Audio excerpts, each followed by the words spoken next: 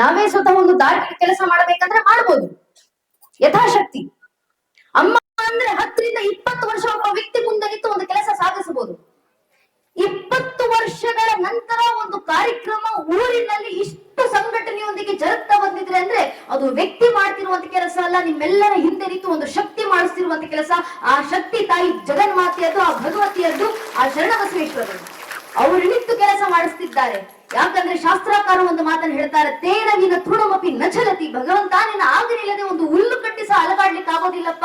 ನಿನ್ನ ಸಾನ್ನಿಧ್ಯದಲ್ಲಿ 84 ಲಕ್ಷ ಜೀವರಾಶಿಗಳನ್ನ ದಾಟಿ ಬಂದು ಒಬ್ಬ ಮಾನವ ಜನ್ಮವನ್ನ ಪಡೆದು ನನ್ನ ಆತ್ಮ ನಿನ್ನ ಕಣ್ಣು ಮುಂದೆ ಬಂದು ಕೂತು ನಿನ್ನ ಆಲೋಚನೆ ಮಾಡ್ಲಿಕ್ಕೆ ನಾನು ಕೂತಿದ್ದೀನಿ. ಶರಣ ಬಸವೇಶ್ವರ ಎಂಬ ನಾಮ ಮಾತ್ರ ನಮ್ಮ ಕಿವಿಗೆ ಬಿದ್ದಿದೆ ಅಂದ್ರೆ ಇನ್ನು ಯಾವ ಪುಣ್ಯದ ಜನ್ಮದ ಸುಕೃತ ನಿನಗೆ ನನಗೆ ದಯಪಾಲಿಸಿಕೊಟ್ಟಿದ್ಯಪ್ಪ, ಆ ಸುಕೃತ ನನಗೆ ಸಾಕು ಅಂತ ಹೇಳುವಂತ 21 ವರ್ಷಗಳ ಕಾಲ ಒಬ್ಬ ಪುರಾಣಿಕರನ್ನ ಕರೆಸಿ ಅವರು ಪುರಾಣ ಪ್ರವಚನ ಮಾಡೋದಷ್ಟೇ ಅಲ್ಲದೆ 21 ವರ್ಷ, ನನಗೆ 21 ವರ್ಷ ಆಗಿಲ್ಲ ಇನ್ನು ವಯಸ್ಸು. ನಾನು ಹುಟ್ಟೋಕ್ ಮುಂಚೆಯಿಂದ ನೀವು ಪುರಾಣ ಪ್ರವಚನ ಇಲ್ಲಿ ಮಾಡ್ತಾ ಬಂದಿದ್ದೀರಾ. ನಾನು ಹುಟ್ಟೋಕ್ ಮುಂಚೆಯಿಂದ ಪುರಾಣ ಪ್ರವಚನ ಕೇಳ್ತಾ ಬಂದಿರುವಂತ ಸಾವಿರಾರು ಜನ ಇಲ್ಲಿ ಕೂತಿದ್ದೀರಾ ಅಂದ ಮೇಲೆ ನಿಮ್ಮ ಪುಣ್ಯ ಯಾವ ಮಟ್ಟಕ್ಕೆ ಹೋಗಿರಬೇಕು ಈ ಜನ್ಮ ಅಂತ ಸುಕೃತ ನಮಗೆ. ಇದು ಶರಣರ ಹೇಳುವಂತ ಮಾತು. ಭಗವಂತ ಭಕ್ತ ಕರೆದ ಕೂಡಲೇ ಒಂದಲ್ಲ ಒಂದು ಅವತಾರದಲ್ಲಿ ಅವತರಿಸಿ ಬರ್ತಾರೆ. ಬಂದಾಗೆಲ್ಲ ನಮಗೆ ಮನಸ್ಸಿಗೆ ಬಂದಂತ ರೀತಿಯಲ್ಲಿ ಭಕ್ತಿಯ ಸ್ವರೂಪವಾಗಿ ಆತನಿಗೆ ನಾಮಗಳನ್ನು ಕೊಟ್ಟು ನಾವು ಆರಾಧನೆಯನ್ನು ಮಾಡ್ಕೊಂಡು ಬಂದಿರುವಂತ ಹಿಂದೂ ಪರಂಪರೆ ನಮ್ಮದು. ಭಗವಂತನ ನಾವು ಕರೆದ್ವಿ, ಕಾಪಾಳಿಗಳು ಕರೆದ್ರು, ಕಾಲಭೈರವನಾಗಿ ಬಂದ ಭಗವಂತ. ಕಾಲಕ್ಕೆ ಕಾಲನಾದ ಕಾಲಾತೀತನಾಗಿ ಆರಾಧಿಸಿದ್ವಿ ಅವನನ್ನ. ಗೌರಿಗೆ ಈಶ್ವರನಾದ ಗೌರಿ ಶಾಂತ ಶಿವನನ್ನ ಆರಾಧಿಸಿದ್ವಿ. ಗಂಗೆನ ತಲೆ ಮೇಲೆ ಹೊತ್ತುಕೊಂಡು ಕೂತ ಗಂಗಾಧರ ಅಂತ ಆರಾಧಿಸಿದ್ವಿ. ಚಂದ್ರನನ್ನ ಹೊತ್ತಿಕೊಂಡು ಕೂತ ಚಂದ್ರಾಚೂಡ ಅಂತ ಆರಾಧಿಸಿದ್ವಿ. ಗರುಡ ಮೇಲೆ ಏರಿ ಕೂತ ಗರುಡ ಗಮನ ಅಂತ ಆರಾಧಿಸಿದ್ವಿ. ವೃಷಭನನ್ನ ಏರಿ ಕೂತ ಅದನ್ನ ವೃಷಭಾನಂದನ ಅಂತ ಆರಾಧಿಸಿದ್ವಿ. ವೃಷಭ ವಾಹನ ಅಂತ ಆರಾಧಿಸಿದ್ವಿ. ಇಡೀ ಜಗತ್ತನ್ನ ಕಾಪಾಡುವಂತವನಾದ ಆತನನ್ನ ನಾರಾಯಣ ಅಂತ ಆರಾಧಿಸಿದ್ವಿ. ಸೃಷ್ಟಿಕರ್ತನಾದ ಬ್ರಹ್ಮ ಅಂತ ಆರಾಧಿಸಿದ್ವಿ. ನಾಶಕರ್ತನಾದ ಶಿವನಂತ ಆರಾಧಿಸಿದ್ವಿ. ರೌದ್ರಾವತಾರಕ್ಕೆ ರುದ್ರನಾದ ರುದ್ರದೇವ ಅಂತ ಆರಾಧಿಸಿದ್ವಿ. ಭದ್ರನಾಗಿ ಬಂದ್ರ ಭದ್ರ ಅಂತ ಆರಾಧಿಸಿದ್ವಿ. ವೀರನಾಗಿ ಬಂದ್ರ ವೀರಭದ್ರ ಅಂತ ಆರಾಧಿಸಿದ್ವಿ. ಎಲ್ಲರಿಗೂ ಪತಿಯಾಗಿ ಬಂದ ಪಶುಪತಿ ಅಂತ ಆರಾಧಿಸಿದ್ವಿ. ವಿಷವನ್ನ ಕುಡಿದು ಕಂಠವನ್ನ ನೀಲವನ್ನಾಗಿಸಿಕೊಂಡ ನೀಲಕಂಠ ಅಂತ ಆರಾಧಿಸಿದ್ವಿ. ಮಲ್ಲಿಗೆಯನ್ನ ತಲೆ ಮೇಲೆ ಇಟ್ವಿ ಮಲ್ಲಿಕಾರ್ಜುನ ಅಂತ ಆರಾಧಿಸಿದ್ವಿ. ನಗುಮುಖದಿಂದ ಇದ್ದ ಎನ್ನುವ ಕಾರಣಕ್ಕೆ ಮಂಜುನಾಥ ಅಂತ ಆರಾಧಿಸಿದ್ವಿ. ಎಲ್ಲ ಆದ ಕೂಡಲೇ ಶರಣಿಗೆ ಶರಣಾಗು, ಶರಣಾಗತಿ ಆಗ್ತಿ ಪಡಿತಿ ಅಂತ ಹೇಳಿದ ಕೂಡಲೇ ಆತನಿಗೆ ಶರಣಾದ್ವಿ. ಶರಣರು ಕರೆದ ಕೂಡಲೇ ಇವತ್ತು ಶರಣ ಬಸವೇಶ್ವರ ದೇವರಾಗಿ ಬಂದು ನಮ್ಮ ಕಣ್ಣು ಮುಂದೆ ನೆಲೆಸಿ ಕೂತಿದ್ದಾರೆ. ಆ ಅವತಾರದ ಆರಾಧನೆ ಮಾಡ್ಲಿಕ್ಕೆ ನಾವೆಲ್ಲರೂ ಶರಣರಾಗಿ ಬಂದು ಕೂತಿದ್ದೀವಿ. ನಮ್ಮ ಪರಂಪರೆ ಇವತ್ತಿಗೂ ಜೀವಂತ ಉಳ್ಕೊಂಡು ಬಂದಿದೆ ಅಂದ್ರೆ ಇದು ಸಾಮಾನ್ಯದಲ್ಲ. ಕಾರ್ಯಕ್ರಮಕ್ಕೆ ಬಂದಾಗ ನಮಗೆ ಬಹಳ ಸಂತೋಷವಾದಂತ ವಿಚಾರ, ಸೇರಿರುವಂತ ತಾಯಿಯರು ಸುಂದರ ಸಂಖ್ಯೆ. ಎಲ್ಲಿವರೆಗೂ ಊರಿನಲ್ಲಿ ಈ ಮಟ್ಟದ ಸಂಸ್ಕಾರ ಕೊಡ್ಲಿಕ್ಕೆ ತಾಯಿಯರು ಜಾಗೃತರಾಗಿರ್ತಿರೋ ಅಲ್ಲಿವರೆಗೂ ಊರಿನಲ್ಲಿ ಧರ್ಮ ಸಂಸ್ಕಾರ ಜಾಗೃತಿ ನಿರಂತರವಾಗಿರುತ್ತೆ. ನನಗೆ ಕಾರ್ಯಕ್ರಮಕ್ಕೆ ಬಂದಾಗ ಅಣ್ಣ ಅವರು ಪ್ರೀತಿಯಿಂದ ಒಂದು ಮಾತನ್ನು ಹೇಳಿದ್ರು, ನೀವು ಅನೇಕ ನಗರಗಳ ಕಾರ್ಯಕ್ರಮದಲ್ಲಿ ಭಾಗವಹಿಸ್ತೀರಾ, ನಮ್ದು ಹಳ್ಳಿ ಕಾರ್ಯಕ್ರಮ, ಇಲ್ಲಿ ಸಮಯ ಕಾರ್ಯಕ್ರಮ ಎಲ್ಲ ಒಂಚೂರು ಅಸ್ತವ್ಯಸ್ತ ಆಗ್ತಿರುತ್ತೆ, ಮನಸ್ಸಿಗೆ ಹಾಕೊಳ್ಳಿಕ್ಕೆ ಹೋಗ್ಬೇಡಿ, ನಾವು ಕಾರ್ಯಕ್ರಮ ಮಾಡೋದೇ ಹಾಗೆ, ನಮ್ಗೆ ಅಷ್ಟು ತಿಳಿದಿಲ್ಲ ಅಂತ. ನಿಜವಾಗ್ಲೂ ಹೇಳ್ತೀನಿ, ನೀವು ಎಷ್ಟು ಅಚ್ಚುಕಟ್ಟಾಗಿ ಈ ಒಂದು ಗ್ರಾಮದಲ್ಲಿ ಕಾರ್ಯಕ್ರಮ ಮಾಡಿದ್ದೀರಾ ಅಂದ್ರೆ ನಮ್ಮ ನಗರಗಳಲ್ಲಿರುವಂತ ಎಷ್ಟೋ ಮಹಾ ವಿಶ್ವವಿದ್ಯಾನಿಲಯಗಳಲ್ಲೂ ಕೂಡ ಇಷ್ಟು ಅಚ್ಚುಕಟ್ಟಾಗಿ ಕಾರ್ಯಕ್ರಮ ಜರುಗೋದಿಲ್ಲ. ಅಷ್ಟು ಅಚ್ಚುಕಟ್ಟಾಗಿ ಕಾರ್ಯಕ್ರಮ ಮಾಡಿದ್ದೀರಾ. ಪರಿಚಯ ಮಾಡಿದಂತೆ ಹಿಡಿದು, ನಿರೂಪಣೆ ಮಾಡಿದವರಿಂದ ಹಿಡಿದು, ಸ್ವಾಗತ ಕೋರಿದವರಿಂದ ಹಿಡಿದು, ಪ್ರಾರ್ಥನೆ ಆಡಿದಂತ ಮಕ್ಕಳಿಂದ ಹಿಡಿದು, ಒಂದೇ ಒಂದು ಔಚಿತ್ಯಕ್ಕೆ ವಿರುದ್ಧವಾದಂತ ಮಾತು, ಸಮಂಜಸವಲ್ಲದ ಒಂದೇ ಒಂದು ನುಡಿ ಅವರ ಬಾಯಿಂದ ಬರಲಿಲ್ಲ. ಎಷ್ಟು ಕಾರ್ಯಕ್ರಮ ಇದು ಅಷ್ಟನ್ನು ಮುಂದುವರಿಸಿಕೊಟ್ಟು ಎಷ್ಟು ನಿರಂತರವಾಗಿ ಕಾರ್ಯಕ್ರಮವನ್ನು ಮಾಡ್ತಾ ಬಂದಿರಾ ಅಂದ್ರೆ ಇದು ನಿಜವಾಗ್ಲೂ ನೀವು ಯೋಚನೆ ಮಾಡಿರುವಂತ ಕಾರ್ಯಕ್ರಮ ಹೌದು ಅಲ್ವೋ ಗೊತ್ತಿಲ್ಲ. ಆದ್ರೆ ಶತಮಾನಗಳ ಕಾಲ ಪುರಾಣ ಪ್ರವಚನ ಕೇಳಿರೋದ್ರಿಂದ ನಿಮ್ಮಲ್ಲಿ ಹೃದ್ಗತವಾಗಿ ಬಂದಿರುವಂತ ಧರ್ಮದ ಸಂಸ್ಕಾರ ಇದು. ಆ ಸಂಸ್ಕಾರ ನಮ್ಮ ಪೂರ್ವಿಕರು ನಮ್ಮ ಕೈಗೆ ಕೊಟ್ಟು ಹೋಗಿದ್ದಾರೆ. ಇವತ್ತಿಗೂ ಆ ಪರಂಪರೆ ಆರಾಧಿಸ್ತಾ ಬಂದಿದ್ದೀವಿ. ಇಲ್ಲಿ ಕೂತು ಪುರಾಣ ಪ್ರವಚನಗಳನ್ನ ಕೇಳ್ತಿದ್ದೀವಿ. ನಮ್ಮ ದೇವಸ್ಥಾನಗಳು ಜೀವಂತವಾಗಿದೆ. ಇಲ್ಲಿ ಲಕ್ಷ ದೀಪೋತ್ಸವಗಳನ್ನು ಆಚರಣೆ ಮಾಡ್ತೀವಿ. ಸಾಮೂಹಿಕ ವಿವಾಹಗಳನ್ನು ನಡೆಸ್ತೀವಿ ಅಂದ್ರೆ ಇದು ಸಾಮಾನ್ಯದಲ್ಲ. ನಮ್ಮ ಬೆಂಗಳೂರಂತ ಮಹಾನಗರಗಳಲ್ಲಿ ನಾವು ಅಪಾರ್ಟ್ಮೆಂಟ್ಗಳು ಕಟ್ತೀವಿ, ಕೋಟಿ ಗಟ್ಟಲೆ ಸುರಿತೀವಿ. ಕೊಟ್ಟಾದ ನಂತರ ಪಕ್ಕದ ಮಣ್ಣಲ್ಲಿರೋದು ಫ್ಲಾಟ್ ನಲ್ಲಿ ಯಾರಿದ್ದಾರೆ ನಮಗೆ ಗೊತ್ತಿರೋದಿಲ್ಲ.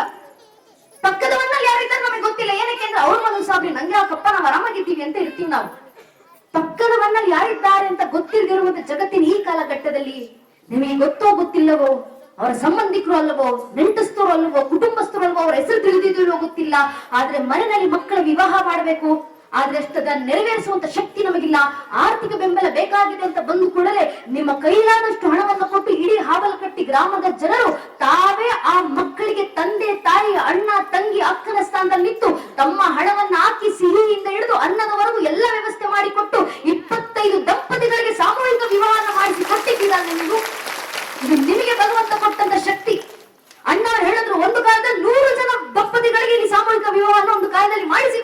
ಮಕ್ಕಳು ಅಂತ ವಿವಾಹ ಮಾಡಿಸ್ತಿದೀವಿ ಅಂದ್ರೆ ಇದೆಷ್ಟು ಪುಣ್ಯ ಫಲ ಗೊತ್ತಾ? ನಮ್ಮ ಪೂರ್ವಿಕರು ಪ್ರತಿ ಬಾರಿ ಒಂದು ಹೋಮ ಮಾಡಿಸ್ಬೇಕು, ಹವನ ಮಾಡಿಸ್ಬೇಕು, ಪೂಜೆ ಮಾಡಿಸ್ಬೇಕು ಅಂದಾಗ ಪೂಜೆ ಮಾಡೋದ್ ಮುಂಚೆ ನಾವು ಒಂದು ಸಂಕಲ್ಪ ಅಂತ ಮಾಡ್ತೀವಿ. ಕೈಲಿ ಅಕ್ಷತೆ ಮಂತ್ರಾಕ್ಷತೆಯನ್ನು ಹಿಡಿದು ಭಗವಂತನಿಗೆ ಸಂಕಲ್ಪ ಮಾಡಿದಂತ ಮಂತ್ರಾಕ್ಷತೆನ ಭಗವಂತನ ಮುಡಿಗೇರಿಸೋದು. ಭಗವಂತ ಸಂಕಲ್ಪ ಮಾಡಿ ಸಲ್ಲಿಸಿದ್ದೀವಪ್ಪ, ಈ ಪೂಜೆ ಸುಕೃತ ನಮಗೆ ಸಲ್ಲಲಿ ಅಂತ ಸಂಕಲ್ಪ ಮಾಡ್ಬೇಕಾದ್ರೆ ಏನ್ ಸಂಕಲ್ಪ ಮಾಡ್ತೀವಿ ನಾವು? ಧನ ಕನಕಾದಿ ಅಭಿವೃದ್ಧಿಯರ್ಥಂ ಸಕಲ ಲೋಕ ಅಭಿವೃದ್ಧಿಯರ್ಥಂ ಎಲ್ಲವನ್ನೂ ಹೇಳ್ತೀವಿ ನಾವು. ನಮ್ಮ ಮನೆಯಲ್ಲಿ ಹಣ ಜಾಸ್ತಿ ಆಗಬೇಕು, ಸಂಪತ್ತು ಜಾಸ್ತಿ ಆಗ್ಬೇಕು, ವಾಹನಗಳ ಅಭಿವೃದ್ಧಿ ಆಗ್ಬೇಕು, ಮಕ್ಕಳಿಗೆ ವಿದ್ಯಾ ಬುದ್ಧಿ ಕೊಡಬೇಕು, ನಮಗೆ ಸಂಸ್ಕಾರ ಕೊಡಬೇಕು, ಮಕ್ಕಳಿಗೆ ಸಂಸ್ಕೃತಿ ತಲುಪಬೇಕು, ಎಲ್ಲವನ್ನು ಉತ್ತಮ ಸಂಕಲ್ಪ ಮಾಡ್ತೀವಿ ನಾವು. ಆದ್ರೆ ಇಡೀ ಜೀವನದಲ್ಲಿ ನಡೆಯುವಂತ ಅತಿ ಪ್ರಮುಖವಾದಂತ ಕೆಲಸ ಯಾವುದು ಅಂದ್ರೆ ವಿವಾಹ. ಒಬ್ಬ ಜೀವನದಲ್ಲಿ ಒಂದು ಸಾಮಾನ್ಯ ನಿತ್ಯ ಪೂಜೆಯನ್ನು ನಾವು ಸಂಕಲ್ಪ ಇಷ್ಟು ಉದ್ದ ಮಾಡ್ತೀವಿ, ಆದ್ರೆ ವಿವಾಹ ಮಾಡಿಸ್ಬೇಕಾದ್ರೆ ಸಂಕಲ್ಪ ಮಾಡೋದು ಏನ್ ಗೊತ್ತಾ? ಒಂದೇ ಒಂದು ಮಾತು, ಧರ್ಮ ಸಂಸ್ಕೃತಿ ಅಭಿವೃದ್ಧಿಯರ್ಥಂ ವಿವಾಹಸ್ಯ ಪ್ರಯೋಜನ. ವಿವಾಹ ಮಾಡಿಸ್ತಿರೋದು ಹಣ ಜಾಸ್ತಿ ಆಗ್ಲಿ ಅಂತಲ್ಲ, ವಾಹನಗಳ ಮನೆಗಳು ಜಾಸ್ತಿ ಬರಲಿ ಅಂತಲ್ಲ, ಸಂಪತ್ತು ಜಾಸ್ತಿ ಆಗ್ಲಿ ಅಂತಲ್ಲ, ಆಸ್ತಿಗಳು ಹೆಚ್ಚಲಿ ಅಂತಲ್ಲ, ಧರ್ಮ ಸಂಸ್ಕೃತಿ ಮುಂದಿನ ಪೀಳಿಗೆಗೆ ತಲುಪಿಸ್ಲಿಕ್ಕೋಸ್ಕರ ಅನ್ನೋ ಒಂದೇ ಒಂದು ಕಾರಣದಿಂದ ಮಾಡಿಸ್ತಿರುವಂತ ಕಾರ್ಯ ಅದು ವಿವಾಹದ ಕಾರ್ಯ ಅಂತ. ಒಂದು ಮದುವೆ ಕಾರ್ಯಕ್ರಮ ಮಾಡಿಸಿದ್ದೀವಿ ಅಂದ್ರೆ ಮುಂದಿನ ಪೀಳಿಗೆಗೆ ಧರ್ಮವನ್ನು ಹಸ್ತಾಂತರಿಸುವಂತ ಕೆಲಸಕ್ಕೆ ಅಣಿಯಾಗಿದ್ದೀವಿ ನಾವು ಅಂತ ಅರ್ಥ. ಆ ಪರಂಪರೆ ನಮ್ಮ ಜೀವಂತವಾಗಿದೆ, ಇದು ಸುಮ್ಮನೆ ಅಲ್ಲ. ಕಾರಣ ಒಂದು ಕಾಲದಲ್ಲಿ ನಮ್ಮ ಇದೇ ಪರಂಪರೆ ನಾಶ ಮಾಡಬೇಕು, ನಮ್ಮ ಇದೇ ಮಠ ಮಂದಿರಗಳನ್ನ ಮಣ್ಣಲ್ಲಿ ಮಣ್ಣಾಗಿಸಬೇಕು, ನಮ್ಮ ಸನಾತನ ಸಂತ ಸಂಸ್ಕೃತಿಯನ್ನ ನಾಶ ಮಾಡ್ಬೇಕಂತ ನಮ್ಮ ಮೇಲಾದ ದಾಳಿ ಒಂದು ಎರಡಲ್ಲ, 1000ಕ್ಕೂ ಹೆಚ್ಚು ವರ್ಷ ನಿರಂತರ ನಮ್ಮ ಮೇಲೆ ದಾಳಿ ಆಗಿದೆ. ಇಷ್ಟು ವರ್ಷ ದಾಳಿ ಏನು ಮಹಾ ಅಂತ ನಾವು ಅಂದುಕೊಂಡ್ರೆ ಯಾವತ್ತಾದ್ರೂ ಇತಿಹಾಸದ ಪುಟಗಳನ್ನು ತಿರುವು ಹಾಕಿ ನೋಡಿದಾಗ ನಮ್ಗೆ ಗೊತ್ತಾಗುತ್ತೆ, ಇದೇ ಜಗತ್ನಲ್ಲಿ ಪ್ರಾಚೀನ ಅಂತ ಕರೆಸ್ಕೊಂಡಂತ 35 ಜನಾಂಗಗಳಿದ್ವಲ್ಲ, ಎಲ್ಲೋದ್ವು ಆ ಪ್ರಾಚೀನ ಜನಾಂಗಗಳು? ಎಲ್ಲೋಯ್ತು ಜಗತ್ತಿನ ಮುಂದೆ ಪಿರಮಿಡ್ಗಳನ್ನ ಕಟ್ಟಿ ಮೆರೆದಂತ ಈಜಿಪ್ಷಿಯನ್ ಜನಾಂಗ? ಎಲ್ಲೋಯ್ತು ಜಗತ್ತನ್ನ ಆಳಲಿಕ್ಕೆ ಬಂದಂತ ಗ್ರೀಕ್ ಜನಾಂಗ? ಎಲ್ಲೋಯ್ತು ಜಗತ್ತಿಗೆ ಭಾಷಾ ಶಾಸ್ತ್ರ ಪರಿಚಯಿಸಿಕೊಟ್ಟಂತ ಪರ್ಷಿಯನ್ ಜನಾಂಗ? ಎಲ್ಲೋಯ್ತು ಜಗತ್ತಿನ ಮುಂದೆ ಬಿಚ್ಚುಗತ್ತಿ ಹಿಡಿದು ನಿಂತಂತ ರೋಮನರ ಜನಾಂಗ?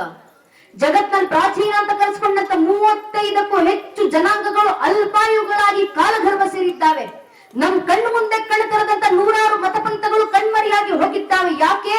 ಒಂದೇ ಒಂದು ಕಾರಣ, ತಮ್ಮ ಮೇಲಾದಂತ 10, 20, 30, 40, 50 ವರ್ಷಗಳ ಕಾಲದ ಒಂದೇ ಒಂದು ಪರಕೀಯ ಜನಾಂಗದ ದಾಳಿಯನ್ನು ತಡೆಯುವಷ್ಟು ಸಾಮರ್ಥ್ಯ ಇಲ್ಲದೆ ಆ ಪ್ರಾಚೀನ ಅಂತ ಕರೆಸ್ಕೊಂಡಂತ ಜನಾಂಗಗಳೆಲ್ಲ ಮಣ್ಣಲ್ಲಿ ಮಣ್ಣಾಗಿ ಇತಿಹಾಸದ ಪುಟಗಳಿಂದ ಅಳಿಸಿ ಹೋದವು. ಆದ್ರೆ ನಮ್ ಸನಾತನ ಹಿಂದೂ ಧರ್ಮದ ಮೇಲೆ 10, 20, 40, 50 ವರ್ಷ ಅಲ್ಲ, ಚರಿತ್ರೆ ಸಾಕ್ಷಿಯಾಗಿ ನಿಂತಿದೆ. 1372ಕ್ಕೂ ಹೆಚ್ಚು ವರ್ಷ ನಿರಂತರ ನಮ್ಮ ಮೇಲೆ ದಾಳಿ. ಇಷ್ಟು ವರ್ಷ ನಮ್ಮ ಮೇಲೆ ದಾಳಿ ಮಾಡಿದವರು ಒಂದೆರಡು ಪರಕೀಯ ಜನಾಂಗದವರ, ಒಂದೆರಡು ಪರಕೀಯ ದೇಶದವರ? ಸ್ವಾಮಿ, 1000ಕ್ಕೂ ಹೆಚ್ಚು ವರ್ಷ ಮೊಘಲರು ಬಂದ್ರು, ಅರಬ್ಬರು ಬಂದ್ರು, ಅಫ್ಘನರು ಬಂದ್ರು, ಪೋರ್ಚುಗೀಸರು ಬಂದ್ರು, ಡಚ್ಚರು ಬಂದ್ರು, ಫ್ರೆಂಚರು ಬಂದ್ರು, ಇಂಗ್ಲಿಷರು ಬಂದ್ರು, ಶಕರು ಬಂದ್ರು, ಹೂಣರು ಬಂದ್ರು. ಇವರೆಲ್ಲರೂ ಬಂದು ನಮ್ಮ ಮೇಲೆ ದಾಳಿ ಮಾಡಿದ ನಂತರವೂ ಇವತ್ತಿಗೂ ಸನಾತನ ಹಿಂದೂ ಧರ್ಮ ಸನಾತನ ಹಿಂದೂ ಧರ್ಮವಾಗಿ ಜೀವಂತವಾಗಿದೆ. ಜಗತ್ತಲ್ಲಿ 100 ಕೋಟಿ ಹಿಂದೂಗಳು ಮನೆಗಳಲ್ಲಿ ಧರ್ಮಾಚರಣೆ ಮಾಡ್ತೀವಿ. ಹಳ್ಳಿಗಳಲ್ಲಿ ಶತಮಾನಗಳ ನಂತರವೂ ಕೂಡ ಪುರಾಣ ಪ್ರಚಲಿತ ಕಾರ್ಯಕ್ರಮ ಮುಂದುವರಿಸಿಕೊಂಡು ಬಂದಿದ್ದೀವಿ. ಯಾರ ಕಾರಣದಿಂದ? ನಮ್ಮ ಪೂರ್ವಿಕರು ಪಟ್ಟಂತ ಶ್ರಮ ಬಹಳ ಹಿಂದೆ ಬೇಕಾಗಿಲ್ಲ. ಕಲ್ಯಾಣ ಕ್ರಾಂತಿ ಸಂದರ್ಭಕ್ಕೆ ಇಡೀ ಕಲ್ಯಾಣಕ್ಕೆ ಬೆಂಕಿ ಬೀಳೋಕ್ಕೂ ಮುಂಚೆ ಅಲ್ಲಮ್ಮ ಪ್ರಭುಗಳು ಕಲ್ಯಾಣದಲ್ಲಿ ನಿಂತು ಭವಿಷ್ಯವಾಣಿ ನುಡಿದಿದ್ರು. ಅಲ್ಲಮ್ಮ ಪ್ರಭುದೇವರು ಭವಿಷ್ಯವಾಣಿ ನುಡಿತಾರೆ, ಕೆಟ್ಟು ಹಾಳಾಗುವುದು ಕಲ್ಯಾಣ, ತೋರ್ಪಡಿಕೆ ದೊಂಬರಾಟ ಅತಿಯಾಗುವುದು, ಹೇಳುವವರು ನಿಜವಾದ ಗುರುವಾಗಲೆಂದು ಹೇಳರು, ಕೇಳುವವರು ಗುರುವಾಗಲೆಂದು ಕೇಳರು. ಆಚಾರ ವಿಚಾರ ಪ್ರಚಾರ ಇವೆಲ್ಲವೂ ನಿಜವಾಗದೆ ಬರೀ ನಟನೆಯಾಗಿ ಸಮರ್ಥಿಯಾಗದೆ ವಿಪರೀತವಾಗಿ ಶಿವಸಂತಾನವಾಗದೆ ಶನಿ ಪೀಳಿಗೆಯಾಗಿ ತೊಡೆ ತುಂಬುತ್ತದೆ. ಯದಿ ಹತ್ತಿ ಕೊರಳ ಬಿತ್ತಿ ಶಿವಾಚಾರದ ಪ್ರೇಮ ಮೇರೆ ಮೀರಿ ಬಿಜ್ಜಳನ ಪ್ರಾಣಕ್ಕೆರವಾಗುತ್ತದೆ. ಅನ್ಯತಾ ಆಚರಿಸುವವರು ಭ್ರಷ್ಟರಾಗುವರು, ವಿಚಾರ ವಿಮರ್ಶೆಗಳು ಗಡಿಪಾರಾಗುವವು, ಅವಿಚಾರ ಕರ್ಮಟತಿಗೆ ಗೋಪುರ ಕಟ್ಟುವರು, ಮೇಲು ಕೆಳಂಬುದು ಅತಿ ಹೆಚ್ಚಾಗಿ ಮೇಲ್ನವರು ಕೆಳಗಿನವರನ್ನ ತಮ್ಮ ಕಾಲ್ ತುಳಿತಕ್ಕೆ ತೊಟ್ಟು ಮಾಡಿಕೊಂಡು ಅಧಿಕಾರಕ್ಕೆ ಗದ್ದುಗೆ ಮಾಡಿಕೊಂಡು ಐಶ್ವರ್ಯಕ್ಕೆ ಕಮ್ಮಟ ಮಾಡಿಕೊಂಡು ಕಾಮಭೋಗಕ್ಕೆ ಅಂತಃಪುರ ಮಾಡಿಕೊಂಡು ಗುರುಗಳ ಎಂಜಿಲೆ ವೇದ ಬಿಂದುವೆಂದು ರಾಜನ ತಲೆಯೇ ವಜ್ರವೈಡೂರ್ಯವೆಂದು ಜನರ ಬುದ್ಧಿ ಬರಿಯ ಮಣ್ಣೆಂದು ಸರ್ವನಾಶವಾಗುವುದು ಗುಹೇಶ್ವರ ಅಂತ ಅಲ್ಲಮ್ಮ ಪ್ರಭುದೇವರು ಭವಿಷ್ಯವಾಣಿ ನುಡಿದು ಕಲ್ಯಾಣ ಬಿಟ್ಟು ಹೊರಡುವ ಸಂದರ್ಭ ಅಲ್ಲಮ್ಮ ಪ್ರಭುದೇವರ ಭವಿಷ್ಯವಾಣಿ ಸತ್ಯವಾಯಿತು. ಇಡೀ ಕಲ್ಯಾಣಕ್ಕೆ ಬೆಂಕಿ ಬಿದ್ದ ದೃಶ್ಯವನ್ನ ಕಂಡು ಬಸವಣ್ಣನವರು ಕಣ್ಣೀರಿಡುತ್ತಾ ಬರ್ತಾರೆ. ನಾನು ಬಂದ ಕಾರ್ಯಕ್ಕೆ ನೀವು ಬಂದಿರಯ್ಯ, ನೀವು ಬಂದ ಕಾರ್ಯಕ್ಕೆ ನಾನು ಬಂದೆನಯ್ಯ. ಕಲ್ಯಾಣ ಪ್ರಣತಿ ಆಯಿತು, ನಾನು ತೈಲವಾದೆ, ನೀವು ಬತ್ತಿಯಾದಿರಿ, ಪ್ರಭುದೇವರು ಜ್ಯೋತಿಯಾದರು, ಪ್ರಣತೆ ಒಡೆಯುತ್ತಯ್ಯ, ತೈಲ ಚೆಲ್ಲಿತಯ್ಯ, ಬತ್ತಿ ಜಾರಿತಯ್ಯ, ಜ್ಯೋತಿ ನೆಂದಿತಯ್ಯ, ನಿಮ್ಮ ಕೂಡಲ ಸಂಗಮ ದೇವ ಶರಣರಮನ ಹೊಂದಿತಯ್ಯ. ಕಣ್ಣೀರಿಟ್ಟು ಆಗಲೂ ಅಲ್ಲಮ್ಮ ಪ್ರಭುಗಳು, ಆಗಲೂ ಅಲ್ಲಮ್ಮ ಪ್ರಭುದೇವರು ನಿಮಗಾದರೂ ಶರಣರ ಬಾಂಧವ್ಯ, ನನಗೆ ಆ ಬಾಂಧವ್ಯವೂ ಇಲ್ಲ ಅಂತ ಎಲ್ಲವೂ ತೋರಿದು ದೇಶಾಂತರ ಹೊರಡುವಂತ ಸಂದರ್ಭ. ಆ ಸಂದರ್ಭಕ್ಕೆ ಕಲ್ಯಾಣವೇ ಹೊತ್ತಿ ಉರಿತಾ ಇರಬೇಕಾದ್ರೆ ಕಲ್ಯಾಣದಲ್ಲಿದ್ದಂತ ಯಾವೊಬ್ಬ ಶರಣರು ಮನೆಯಲ್ಲಿದ್ದಂತ ಚಿನ್ನ ಬೆಳ್ಳಿ ವಜ್ರ ವೈಡೂರ್ಯ ಸಂಪತ್ತನ್ನು ರಕ್ಷಣೆ ಮಾಡ್ಕೊಂಡು ತರೋಣ ಯಾರು ಹೋಗ್ಲಿಲ್ಲ. ಇಡೀ ಕಲ್ಯಾಣಕ್ಕೆ ಬೆಂಕಿ ಬಿದ್ದು ಕಲ್ಯಾಣದ ಮನೆಗಳು ಸುಟ್ಟು ಹೋಗ್ತಿರುವಂತ ಸಂದರ್ಭದಲ್ಲಿ ಕಲ್ಯಾಣದಲ್ಲಿದ್ದಂತ ಒಬ್ಬೊಬ್ಬ ಶರಣರು ಕೈಗೆ ಸಿಕ್ಕಂತ ವಚನಗಳ ತಾಳೆಗರಿಗಳನ್ನ ಗಂಟು ಮೂಟೆ ಕಟ್ಟಿ ಕೈಲಿ ಹೊತ್ಕೊಂಡು ದಿಕ್ಕುಗಳಿಗೆ ಓಡೋಡಿ ಬಂದ್ರು. ಯಾಕೆ? ಜಗತ್ನಲ್ಲಿ ಏನ್ ಸುಟ್ಟು ನಾಶ ಆದ್ರೂ ಪರವಾಗಿಲ್ಲ, ನಮ್ಮ ಧರ್ಮ ಒಂದು ಸುಡುವಂತಿಲ್ಲ, ನಮ್ಮ ಪರಂಪರೆ ಸುಟ್ಟು ನಾಶ ಆಗುವಂತಿಲ್ಲ, ನಮ್ಮ ಸಂಸ್ಕೃತಿ ಅಳಿಸುವಂತಿಲ್ಲ. ನನ್ನ ನಿಮ್ಮ ಪೂರ್ವಿಕರಿ ಶಾಮದಾಮ್ ದಂಡಭೇದ ಯಾವ ರೀತಿ ಆದ್ರೂ ಪರವಾಗಿಲ್ಲ, ಇದೊಂದು ಹಿಂದೂ ಧರ್ಮ ಉಳಿಸಿದರೆ ಸಾಕು, ಉಳಿಸಿ ಮುಂದಿನ ಪೀಳಿಗೆಗೆ ತಲುಪಿಸಿದರೆ ಸಾಕು ಅಂತ ಧರ್ಮದ ಉಳಿವಿನ ಪರವಾಗಿದ್ದಂತ ಕುಳಿತ ಅಂತದ್ದು. ಅಷ್ಟು ಶತಮಾನಗಳ ಸಂಘರ್ಷಗಳನ್ನ ಪಟ್ಟು ನಮ್ಮ ಪೂರ್ವಿಕರು ಧರ್ಮ ಉಳಿಸಿ ನಮ್ಮ ಕೈ ಕೊಟ್ಟಿದ್ದಾರೆ. ಅಕ್ಕ ನಾಗಲಾಂಬಿಕೆ ಅಂತವರು ಸ್ವಾಮಿ ಒಂದು ಕಾಲದಲ್ಲಿ 90 ವರ್ಷದ ವಯೋವೃದ್ಧೆ ಬೆನ್ನ ಮೇಲೆ ವಚನಗಳ ತಾರೀಗಳನ್ನು ಹುಡ್ಕೊಂಡು ಕರ್ನಾಟಕದ ದಿಕ್ಕುಗಳಿಗೆ ತಿರುಗಾಡಿದ್ದಾರೆ. ಇದೊಂದು ವಚನಗಳ ರಕ್ಷಣೆ ಆಗಬೇಕು, ಮುಂದಿನ ಪೀಳಿಗೆಗೆ ತಲುಪಿಸಬೇಕು. ಚನ್ನಬಸವಣ್ಣನವರಂತವರು ಸಹ್ಯಾದ್ರಿ ಶಿಖರದಲ್ಲಿ ಕೂತು ವಚನಗಳ ಸಂರಕ್ಷಣೆ ಮಾಡಿಕೊಟ್ಟಿದ್ದಾರೆ. ದಿಕ್ಕುಗಳಿಗೆ ಹರಿದು ಹಂಚಿ ಹೋಗಿದ್ದಂತ ವಚನಗಳ ಮತ್ತೆ ಸಂಗ್ರಹ ಮಾಡಬೇಕು ಅಂತ ಶೂನ್ಯ ಸಂಪಾದಕರು ಎದ್ದು ಬಂದು ಅದನ್ನ ಸಂಗ್ರಹಿಸಿ ನಮ್ಮ ಕೈಗೆ ಕೊಟ್ಟು ಹೋದ್ರು. ಪ್ರತಿಫಲ ಇಲ್ಲಿ ಕೂತು ಪುರಾಣ ಪ್ರವಚನ ಕೇಳುವಂತ ಸೌಭಾಗ್ಯ ನಮ್ಮದಾಗಿದೆ. ಅಷ್ಟು ಸಮರ್ಪಣೆ ನಮ್ಮ ಪೂರ್ವಿಕರದು. ಅವರ ಸಮರ್ಪಣೆ, ಅವರ ಶ್ರಮ ವ್ಯರ್ಥ ಆಗುವಂತಿಲ್ಲ. ಹಿಂದೂ ಧರ್ಮ ಉಳಿಸಿ, ಹಿಂದೂ ಧರ್ಮವನ್ನು ಉಳಿಸಿ ನಮ್ಮ ಪೂರ್ವಿಕರು ಧರ್ಮ ನಮ್ಮ ಕೈ ಕೊಟ್ಟು ಹೋಗಿದ್ದಾರೆ. ನಮ್ಮ ಕೈಲಿರುವಂತ ಧರ್ಮ ಇದೇ ರೀತಿ ರಕ್ಷಣೆ ಮಾಡಿ ಮುಂದಿನ ಪೀಳಿಗೆಗೆ ತಲುಪಿಸುವಂತ ಕರ್ತವ್ಯ ನಮ್ಮದು. ಈಗ ಬರುವಂತ ಪ್ರಶ್ನೆ, ನಾವು ಹೇಗೆ ಧರ್ಮ ರಕ್ಷಣೆ ಮಾಡೋದು? ನಮ್ಮ ಪೂರ್ವಿಕರು ಶ್ರಮ ಪಟ್ರು, ನಮ್ಮ ಕೈಯಲ್ಲಿ ಧರ್ಮ ಇದೆ, ಇರೋ ಧರ್ಮ ಉಳಿಸ್ಬೇಕು, ನಾವೇ ಉಳಿಸೋದು? ಪ್ರಶ್ನೆಗೆ ಉತ್ತರವನ್ನ ಯುಗಗಳ ಹಿಂದೆ ಕುರುಕ್ಷೇತ್ರದ ರಣರಂಗದಲ್ಲಿತ್ತು ಅರ್ಜುನನ ಮೂಲಕ ಶ್ರೀಕೃಷ್ಣ ಪರಮಾತ್ಮ ಭಗವದ್ಗೀತೆ 4ನೇ ಅಧ್ಯಾಯದ 7ನೇ ಶ್ಲೋಕದಲ್ಲಿ ಇಡೀ ಹಿಂದೂ ಸಮಾಜಕ್ಕೆ ಮಾರ್ಗದರ್ಶನ ಕೊಡ್ತಾರೆ. ಯದಾ ಯದಾ ಹಿ ಧರ್ಮಸ್ಯ ಗ್ಲಾನಿರ್ಭವತಿ ಭಾರತಃ ಅಭ್ಯುತ್ಥಾನಮ ಧರ್ಮಸ್ಯ ತದಾತ್ಮನುಜಾಮ್ಯಂ ಪರಿತ್ರಾಣಾಯ ಸಾಧುನ ವಿನಾಶ ದುಷ್ಕೃತ ಧರ್ಮ ಸಂಸ್ಥಾಪನಾರ್ಥಾಯ ಸಂಭವಾಮಿ ಯುಗೆ ಯುಗೆ. ಯುಗ ಯುಗಕ್ಕೂ ಧರ್ಮ ರಕ್ಷಣೆಗೆ ನಾನೇ ಅವತರಿಸಿ ಬರ್ತೀನಿ. ಆದ್ರೆ ಕಲಿಯುಗದಲ್ಲಿ ಧರ್ಮ ರಕ್ಷಣೆಗೆ ಯಾವ ಅವತಾರ? ಕೃಷ್ಣ ಪರಮಾತ್ಮ ಭಗವದ್ಗೀತೆಯನ್ನು ಮುಂದುವರಿಸಿ ಹೇಳ್ತಾರೆ, ಕಲಿಯುಗದ ಅಂತ್ಯದಲ್ಲಿ ಕಲಿಕೆ ಅವತಾರ. ಆದ್ರೆ ಕಲಿಯುಗ ನಡೀತಾ ಇರಬೇಕಾದ್ರೆ ಕಲಿಯುಗದೊಳಗೆ ದೇಶ ಧರ್ಮ ರಕ್ಷಣೆಗಿರೋದು ಒಂದೇ ಒಂದು ಅವತಾರ, ಅದು ಸಂಘೇ ಶಕ್ತಿ ಕಲಿಯುಗೆ. ಸಂಘಟಿತ ಬಲದಿಂದ ಮಾತ್ರ ಕಲಿಯುಗದಲ್ಲಿ ಧರ್ಮ ರಕ್ಷಣೆ ಆಗ್ಲಿಕ್ಕೆ ಸಾಧ್ಯ. ಆದ್ರಿಂದ ಸಂಘಟಿತರಾಗಿ ಬನ್ನಿ ಹಿಂದೂ ಸಮಾಜ. ಆದ್ರೆ ನಮ್ಮ ದೌರ್ಭಾಗ್ಯ, ಹೇಳಿಕೊಳ್ಳಿಕ್ಕಿದ್ದೀವಿ ಜಗತ್ನಲ್ಲಿ 100 ಕೋಟಿ ಹಿಂದೂಗಳ ಜನಸಂಖ್ಯೆ, ಆದ್ರೆ ಅದರಲ್ಲಿ ಒಬ್ಬ ಹಿಂದುವಿನ ಮುಂದೆ ನಿಂತಿವತ್ತು ನೀನ್ ಯಾರಪ್ಪ, ನೀನ್ ಯಾವ ಸಮಾಜಕ್ಕೆ ಸೇರಿದವನು, ನಿನ್ನ ಪರಿಚಯ ಏನು ಅಂತ ಕೇಳಿದ್ರೆ ಹಿಂದುವಿನ ಬಾಯಿನಲ್ಲಿ ಧರ್ಮದ ಹೆಸರು ಬರೋಕ್ಕೂ ಮುಂಚೆ ಜಾತಿ ಹೆಸರು ಬಂದಿರುತ್ತೆ. ಒಬ್ಬ ಹಿಂದೂ ಹಿಂದೋಗಕ್ ಮುಂಚೆ ಒಬ್ಬ ಹಿಂದೂ ಬ್ರಾಹ್ಮಣ ಆಗ್ತಾರೆ, ಒಬ್ಬ ಹಿಂದೂ ಲಿಂಗಾಯತರಾಗ್ತಾರೆ, ಒಬ್ಬ ಹಿಂದೂ ಕುರುಬರಾಗ್ತಾರೆ, ಒಬ್ಬ ಹಿಂದೂ ಗೌಡ್ರಾಗ್ತಾರೆ, ಒಬ್ಬ ಹಿಂದೂ ನಾಯಕ್, ಒಬ್ಬ ಹಿಂದೂ SC, ಒಬ್ಬ ಹಿಂದೂ ST, ಒಬ್ಬ ಹಿಂದೂ ಶೆಟ್ಟಿ, ಒಬ್ಬ ಹಿಂದೂ ಪೂಜಾರ್, ಒಬ್ಬ ಹಿಂದೂ ಮರಾಠ, ಒಬ್ಬ ಹಿಂದೂ ಬನಿಯಾ, ಒಬ್ಬ ಹಿಂದೂ ಜಾಟ್, ಒಬ್ಬ ಹಿಂದೂ ಮಾಹರ್, ಒಬ್ಬ ಹಿಂದೂ ರಾಜ್ಪೂತ್. ಹಿಂದೂ ಆಗೋದ್ ಯಾವಾಗ? ನಾವು ಹಿಂದೂಗಳು ಅರ್ಥ ಮಾಡ್ಕೊಳ್ಬೇಕು, ನಮ್ ಜಾತಿ ಯಾವುದೇ ಇರ್ಲಿ, ಆ ಜಾತಿಗಳ ಮೇಲೆ ನಾವಿಟ್ಟಿರುವಂತ ಜಾತಿ ಪ್ರೇಮ ಎಷ್ಟೇ ವಿಶಾಲವಾಗಿರ್ಲಿ, ನಮ್ಮ ಜಾತಿ ನಮ್ಮ ಮನೆಯ ದೇವರ ಕೋಣೆ ಒಳಗೆ ಸೀಮಿತವಾಗಿರ್ಬೇಕು. ನಮ್ಮ ರಾಜಕೀಯ ಆಸಕ್ತಿ ಯಾವುದೇ ಇರಲಿ, ನೀವ್ ಯಾವ ರಾಜಕೀಯ ಪಕ್ಷಕ್ಕೆ ಬೇಕಾದ್ರೆ ಕೆಲಸ ಮಾಡ್ಕೊಳ್ಳಿ, ನೀವು ಯಾವ ರಾಜಕೀಯ ಪಕ್ಷದ ಕಾರ್ಯಕರ್ತ ಅಂತ ಬೇಕಾದ್ರೆ ಹೇಳ್ಕೊಂಡು ತಿರುಗಾಡಿ, ಆದ್ರೆ ನಮ್ಮ ರಾಜಕೀಯ ಆಸಕ್ತಿ ನಮ್ಮ ಮನೆ ಬಾಗಿಲಿನ ಒಳಗೆ ಸೀಮಿತವಾಗಿರಬೇಕು. ಪ್ರತಿಯೊಬ್ಬ ಹಿಂದೂ ತನ್ನ ಮನೆಯ ದೇವರ ಕೋಣೆ ದಾಟಿ ಮನೆಯ ವಸ್ತು ಬಿಟ್ಟು ಹೊರಗೆ ಬರಬೇಕಾದ್ರೆ ಜಾತಿ, ಉಪಜಾತಿ, ಮತ, ಪಂಥ, ಪಂಗಡ, ಕುಲ, ಗೋತ್ರ, ರಾಜಕೀಯ ಆಸಕ್ತಿ, ತತ್ವ, ಸಿದ್ಧಾಂತ ಎಲ್ಲವನ್ನ ಮರೆತು ಹೆಗಲ ಮೇಲೆ ಒಂದು ಕೇಸರಿ ಶಾಲು, ಹಣೆ ಮೇಲೆ ಕೇಸರಿ ತಿಲಕ ಇಟ್ಕೊಂಡು ನಾವೆಲ್ಲ ಹಿಂದೂ, ನಾವೆಲ್ಲ ಒಂದು ಅನ್ನೋ ಭಾವ ಮನೆ ಬಿಟ್ಟಾಗ ಮಾತ್ರ ನಮ್ಮ ಸನಾತನ ಹಿಂದೂ ಧರ್ಮ ರಕ್ಷಣೆ ನಮ್ಮಲ್ಲಿ ಬರಬೇಕಾಗಿರುವಂತ ಸಂಘಟಿತ ಬಲ. ಇದು ಯಾವತ್ತಿ ಸಂಘಟಿತ ಬಲ ನಮ್ಮಲ್ಲಿ ಬರೋದು? 117 ವರ್ಷಗಳ ಕಾಲ ಒಂದು ಧರ್ಮದ ಕಾರ್ಯಕ್ರಮ ಊರದಲ್ಲಿ ಆಯೋಜನೆ ಮಾಡ್ತಿದ್ರೆ ಯಾರ ಕಾರಣ? ನಾವೆಲ್ಲ ಹಿಂದೂಗಳು ಸೇರಿ ನನ್ನ ಮನಸ್ತಾಪ ಅವನ ಜೊತೆ ಇದೆಯಪ್ಪ, ನನ್ನ ಮನಸ್ತಾಪ ಇವನ್ ಜೊತೆ ಇದೆ, ನಾವು ಕಾರ್ಯಕ್ರಮಕ್ಕೆ ಸೇರೋದಿಲ್ಲ ಅಂತ ಹೇಳಿದ್ರೆ 100 ವರ್ಷ ಹೇಗೆ ಸಾಗಿ ಬರ್ತಿತ್ತು ಕಾರ್ಯಕ್ರಮ? ನಮ್ಮ ಮಧ್ಯದಲ್ಲಿ ಸಾವಿರಾರು ಹೊಡೆದಾಟಗಳು ಇರ್ಬೋದು, ಆದ್ರೆ ಧರ್ಮ ಕೆಲಸ ಅಂತ ಬಂದಾಗ ನಾವೆಲ್ಲ ಹಿಂದೂ ಊರಿನವರು ಸೇರಿ ಊರಿನ ಕಾರ್ಯಕ್ರಮ ಮಾಡ್ಬೇಕಂತ ಸಂಘಟನೆ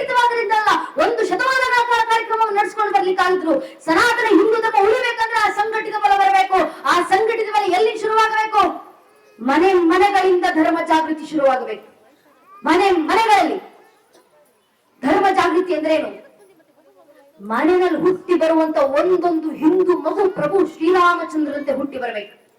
ಮನೆಯಲ್ಲಿ ಬೆಳೆಯುವಂತ ಒಬ್ಬೊಬ್ಬ ಹೆಣ್ಣು ಮಗಳು ತಾಯಿ ಸೀತಾ ಮಾತೆ ಆದರ್ಶದಲ್ಲಿ ಬೆಳೆದು ಬರಬೇಕು.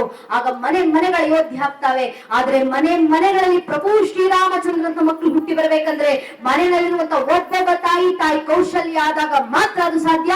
ಆದ್ರಿಂದ ತಾಯಿಯಂದ್ರು ಜಾಗೃತರಾಗಿ ಮನೆ ಮಕ್ಕಳನ್ನ ಜಾಗೃತಗೊಳಿಸಿ, ಮಕ್ಕಳ ಧರ್ಮ ಬೋಧನೆ ತುಂಬಿಸಿ. ಯಾವುದರ ಮೂಲಕ ಧರ್ಮ ಬೋಧನೆ, ಯಾವುದರ ಮೂಲಕ ಧರ್ಮ ಜಾಗೃತಿ ಸಂಘಟನೆ? ಧರ್ಮ ಗ್ರಂಥಗಳ ಮೂಲಕ ಪುರಾಣ ಪ್ರವಚನ ಆಯೋಜನೆ ಮಾಡೋದು ಅದೇ ಕಾರಣದಿಂದ. ನಿಮಗೆ ಸಾಧ್ಯವಾದ್ರೆ ಮಕ್ಕಳಿಗೆ ಧರ್ಮ ಗ್ರಂಥಗಳ ಪರೀಕ್ಷೆ ಮಾಡಿಕೊಡಿ. ಆಗ್ಲಿಲ್ವಾ? ನಮಗೆ ವೇದ ಉಪನಿಷತ್ಗಳ ಪಾಠ ಆಗಿಲ್ಲಮ್ಮ. ರಾಮಾಯಣ ಮಹಾಭಾರತ ಅಂತ ಇತಿಹಾಸಗಳನ್ನ ಓದಿ ಹೇಳುವಷ್ಟು ಸಮಯ ನಮಗಿಲ್ಲ. ಕನಿಷ್ಠ ಪಕ್ಷ ಭಗವದ್ಗೀತೆಯಲ್ಲಿ ಇರುವಂತ ಶ್ಲೋಕಗಳನ್ನ ಮಕ್ಕಳಿಗೆ ಹೇಳಿಸ್ಲಿಕ್ಕೆ ನಮಗೆ ಸಾಧ್ಯ ಇಲ್ಲ ಅಂತ ನಿಮ್ಗೆ ಅನಿಸಿದ್ರೆ ಪರವಾಗಿಲ್ಲ. ಸಾಧ್ಯವಾದ್ರೆ ಮಕ್ಕಳಿಗೆ ಧರ್ಮ ಗ್ರಂಥಗಳ ಪರೀಕ್ಷೆ ಮಾಡ್ಕೊಡಿ. ಆಗಿಲ್ವಾ? ಕನಿಷ್ಠ ಪಕ್ಷ ವಾರಕ್ಕೆ ಒಂದು ದಿನ ಮನೆಯ ಮಕ್ಕಳನ್ನ ಕರ್ಕೊಂಡು ದೇವಸ್ಥಾನಕ್ಕೆ ಬನ್ನಿ. ದೇವಸ್ಥಾನದಲ್ಲಿ ಕೂರಿಸಿ ಮಕ್ಕಳ ಬಾಯಿಂದ ಭಜನೆಗಳನ್ನ ಹಾಡಿಸಿ ಸಾಕು. ಆ ಮಗುವಿನ ತನ್ನಿಂತಾನೇ ಧರ್ಮ ಜಾಗೃತಿ ಆಗುತ್ತೆ. ಇವತ್ತು ಹಿಂದೂ ಮನೆ ಪೋಷಕರ ಮಾಡ್ಬೇಕಾಗಿರುವಂತ ಮೊಟ್ಟ ಮೊದಲ ಕೆಲಸ ಇದು. ಮನೆ ಮಕ್ಕಳನ್ನ ದೇವಸ್ಥಾನ ಕರ್ಕೊಂಡು ಬರೋದು. ಮಕ್ಕಳನ್ನ ದೇವಸ್ಥಾನ ಕರ್ಕೊಂಡು ಬರಲಿಲ್ಲ, ಪರಿಸ್ಥಿತಿ ಏನಾಗುತ್ತೆ ಗೊತ್ತೇ? ನಮ್ಮ ನಗರ ಭಾಗಗಳಲ್ಲಿ ನಾವು ಕೋಟ್ಯಾಂತರ ರೂಪಾಯಿ ಖರ್ಚು ಮಾಡಿ ದೇವಸ್ಥಾನವನ್ನು ಕಟ್ಟಿಸ್ತೀವಿ. ಕಟ್ಟಿಸಿದ ಕೂಡಲೇ ಒಂದು ಮೆಷಿನ್ ತಂದಿರ್ತೀವಿ ದೇವಸ್ಥಾನದಲ್ಲಿ. ಒಂದು ಸ್ವಿಚ್ ಆನ್ ಮಾಡಿದ್ರೆ ಸಾಕು, ಗಂಟೆ ಜಾಗಟೆ ಎಲ್ಲ ಮೆಷಿನ್ ಓಡ್ಕೊಳ್ಳುತ್ತೆ. ನಮಗೆ ಅದನ್ನ ನೋಡಿದಾಗ ಏನೋ ಅನ್ನೋದು, ಹಬ್ಬ ಆರತಿ ಸಂದರ್ಭಕ್ಕೆ ನಾವು ಏನೋ ಕೆಲಸ ಮಾಡುವ ಅವಶ್ಯಕತೆ ಇಲ್ಲ. ಸ್ವಿಚ್ ಆನ್ ಮಾಡಿದ್ರೆ ಸಾಕು, ಗಂಟೆ ಜಾಗಟೆ ಎಲ್ಲ ಮೆಷಿನ್ ಓಡ್ಕೊಳ್ಳುತ್ತೆ. ನಮಗೆ ಕೆಲಸ ಕಮ್ಮಿ ಆಯ್ತು, ಟೆಕ್ನಾಲಜಿ ದೇವಸ್ಥಾನದವರೆಗೂ ಬಂದ್ಬಿಟ್ಟಿದೆ ಅಂತ ನಮಗೆ ಏನೋ ಆನಂದ. ಅದನ್ನ ನೋಡಿದಾಗ ಖುಷಿ ಪಡುವ ವಿಚಾರ ಅಲ್ಲ, ಇದು ನಮ್ಮ ದೌರ್ಭಾಗ್ಯ. ಯಾಕೆ ಮೆಷಿನ್ ದೇವಸ್ಥಾನ ತಂದಿಟ್ಟಿದ್ದೀವಿ ಅಂದ್ರೆ ಸಂಧ್ಯಾ ಕಾಲಕ್ಕೆ ಆರತಿ ಬೆಳಗುವಂತ ಸಂದರ್ಭಕ್ಕೆ ಗಂಟೆ ಜಾಗಟೆ ಬಡಿಲಿಕ್ಕೆ ದೇವಸ್ಥಾನದ ಹಿಂದೂಗಳಿಲ್ಲ. ಅದರ ಪ್ರತಿಫಲವಾಗಿ ಒಂದು ಮೆಷಿನ್ ತಂದಿಡುವಂತ ಪರಿಸ್ಥಿತಿ ಬರುತ್ತೆ. ಗಂಟೆ ಜಾಗಟೆ ಬಡಿಲಿಕ್ಕೆ ಯಾವ ಪರಿಸ್ಥಿತಿಗೆ ಹಿಂದೂ ಸಮಾಜ ಬಂದಿದ್ದೀವಿ ನಾವು? ಮನೆ ಮಕ್ಕಳನ್ನ ದೇವಸ್ಥಾನ ಕರ್ಕೊಂಡು ಬನ್ನಿ, ಮಕ್ಕಳ ಕೈಗೆ ಕಂಸಾಳೆಗಳನ್ನು ಕೊಡಿ, ಗಂಟೆ ಜಾಗಟೆಗಳ ಸತ್ತು ಮಕ್ಕಳ ಕೈಗಳಿಂದ ಹೊರಡಲಿ, ಭಜನೆಗಳು ಮಕ್ಕಳ ಬಾಯಿಂದ ಬರಲಿ, ಭಗವಂತನೇ ಧರೆಗಿಳಿದು ಬರ್ತಾರೆ. ಇದು ನಾನು ಹೇಳ್ತಿರುವಂತ ಮಾತಲ್ಲ.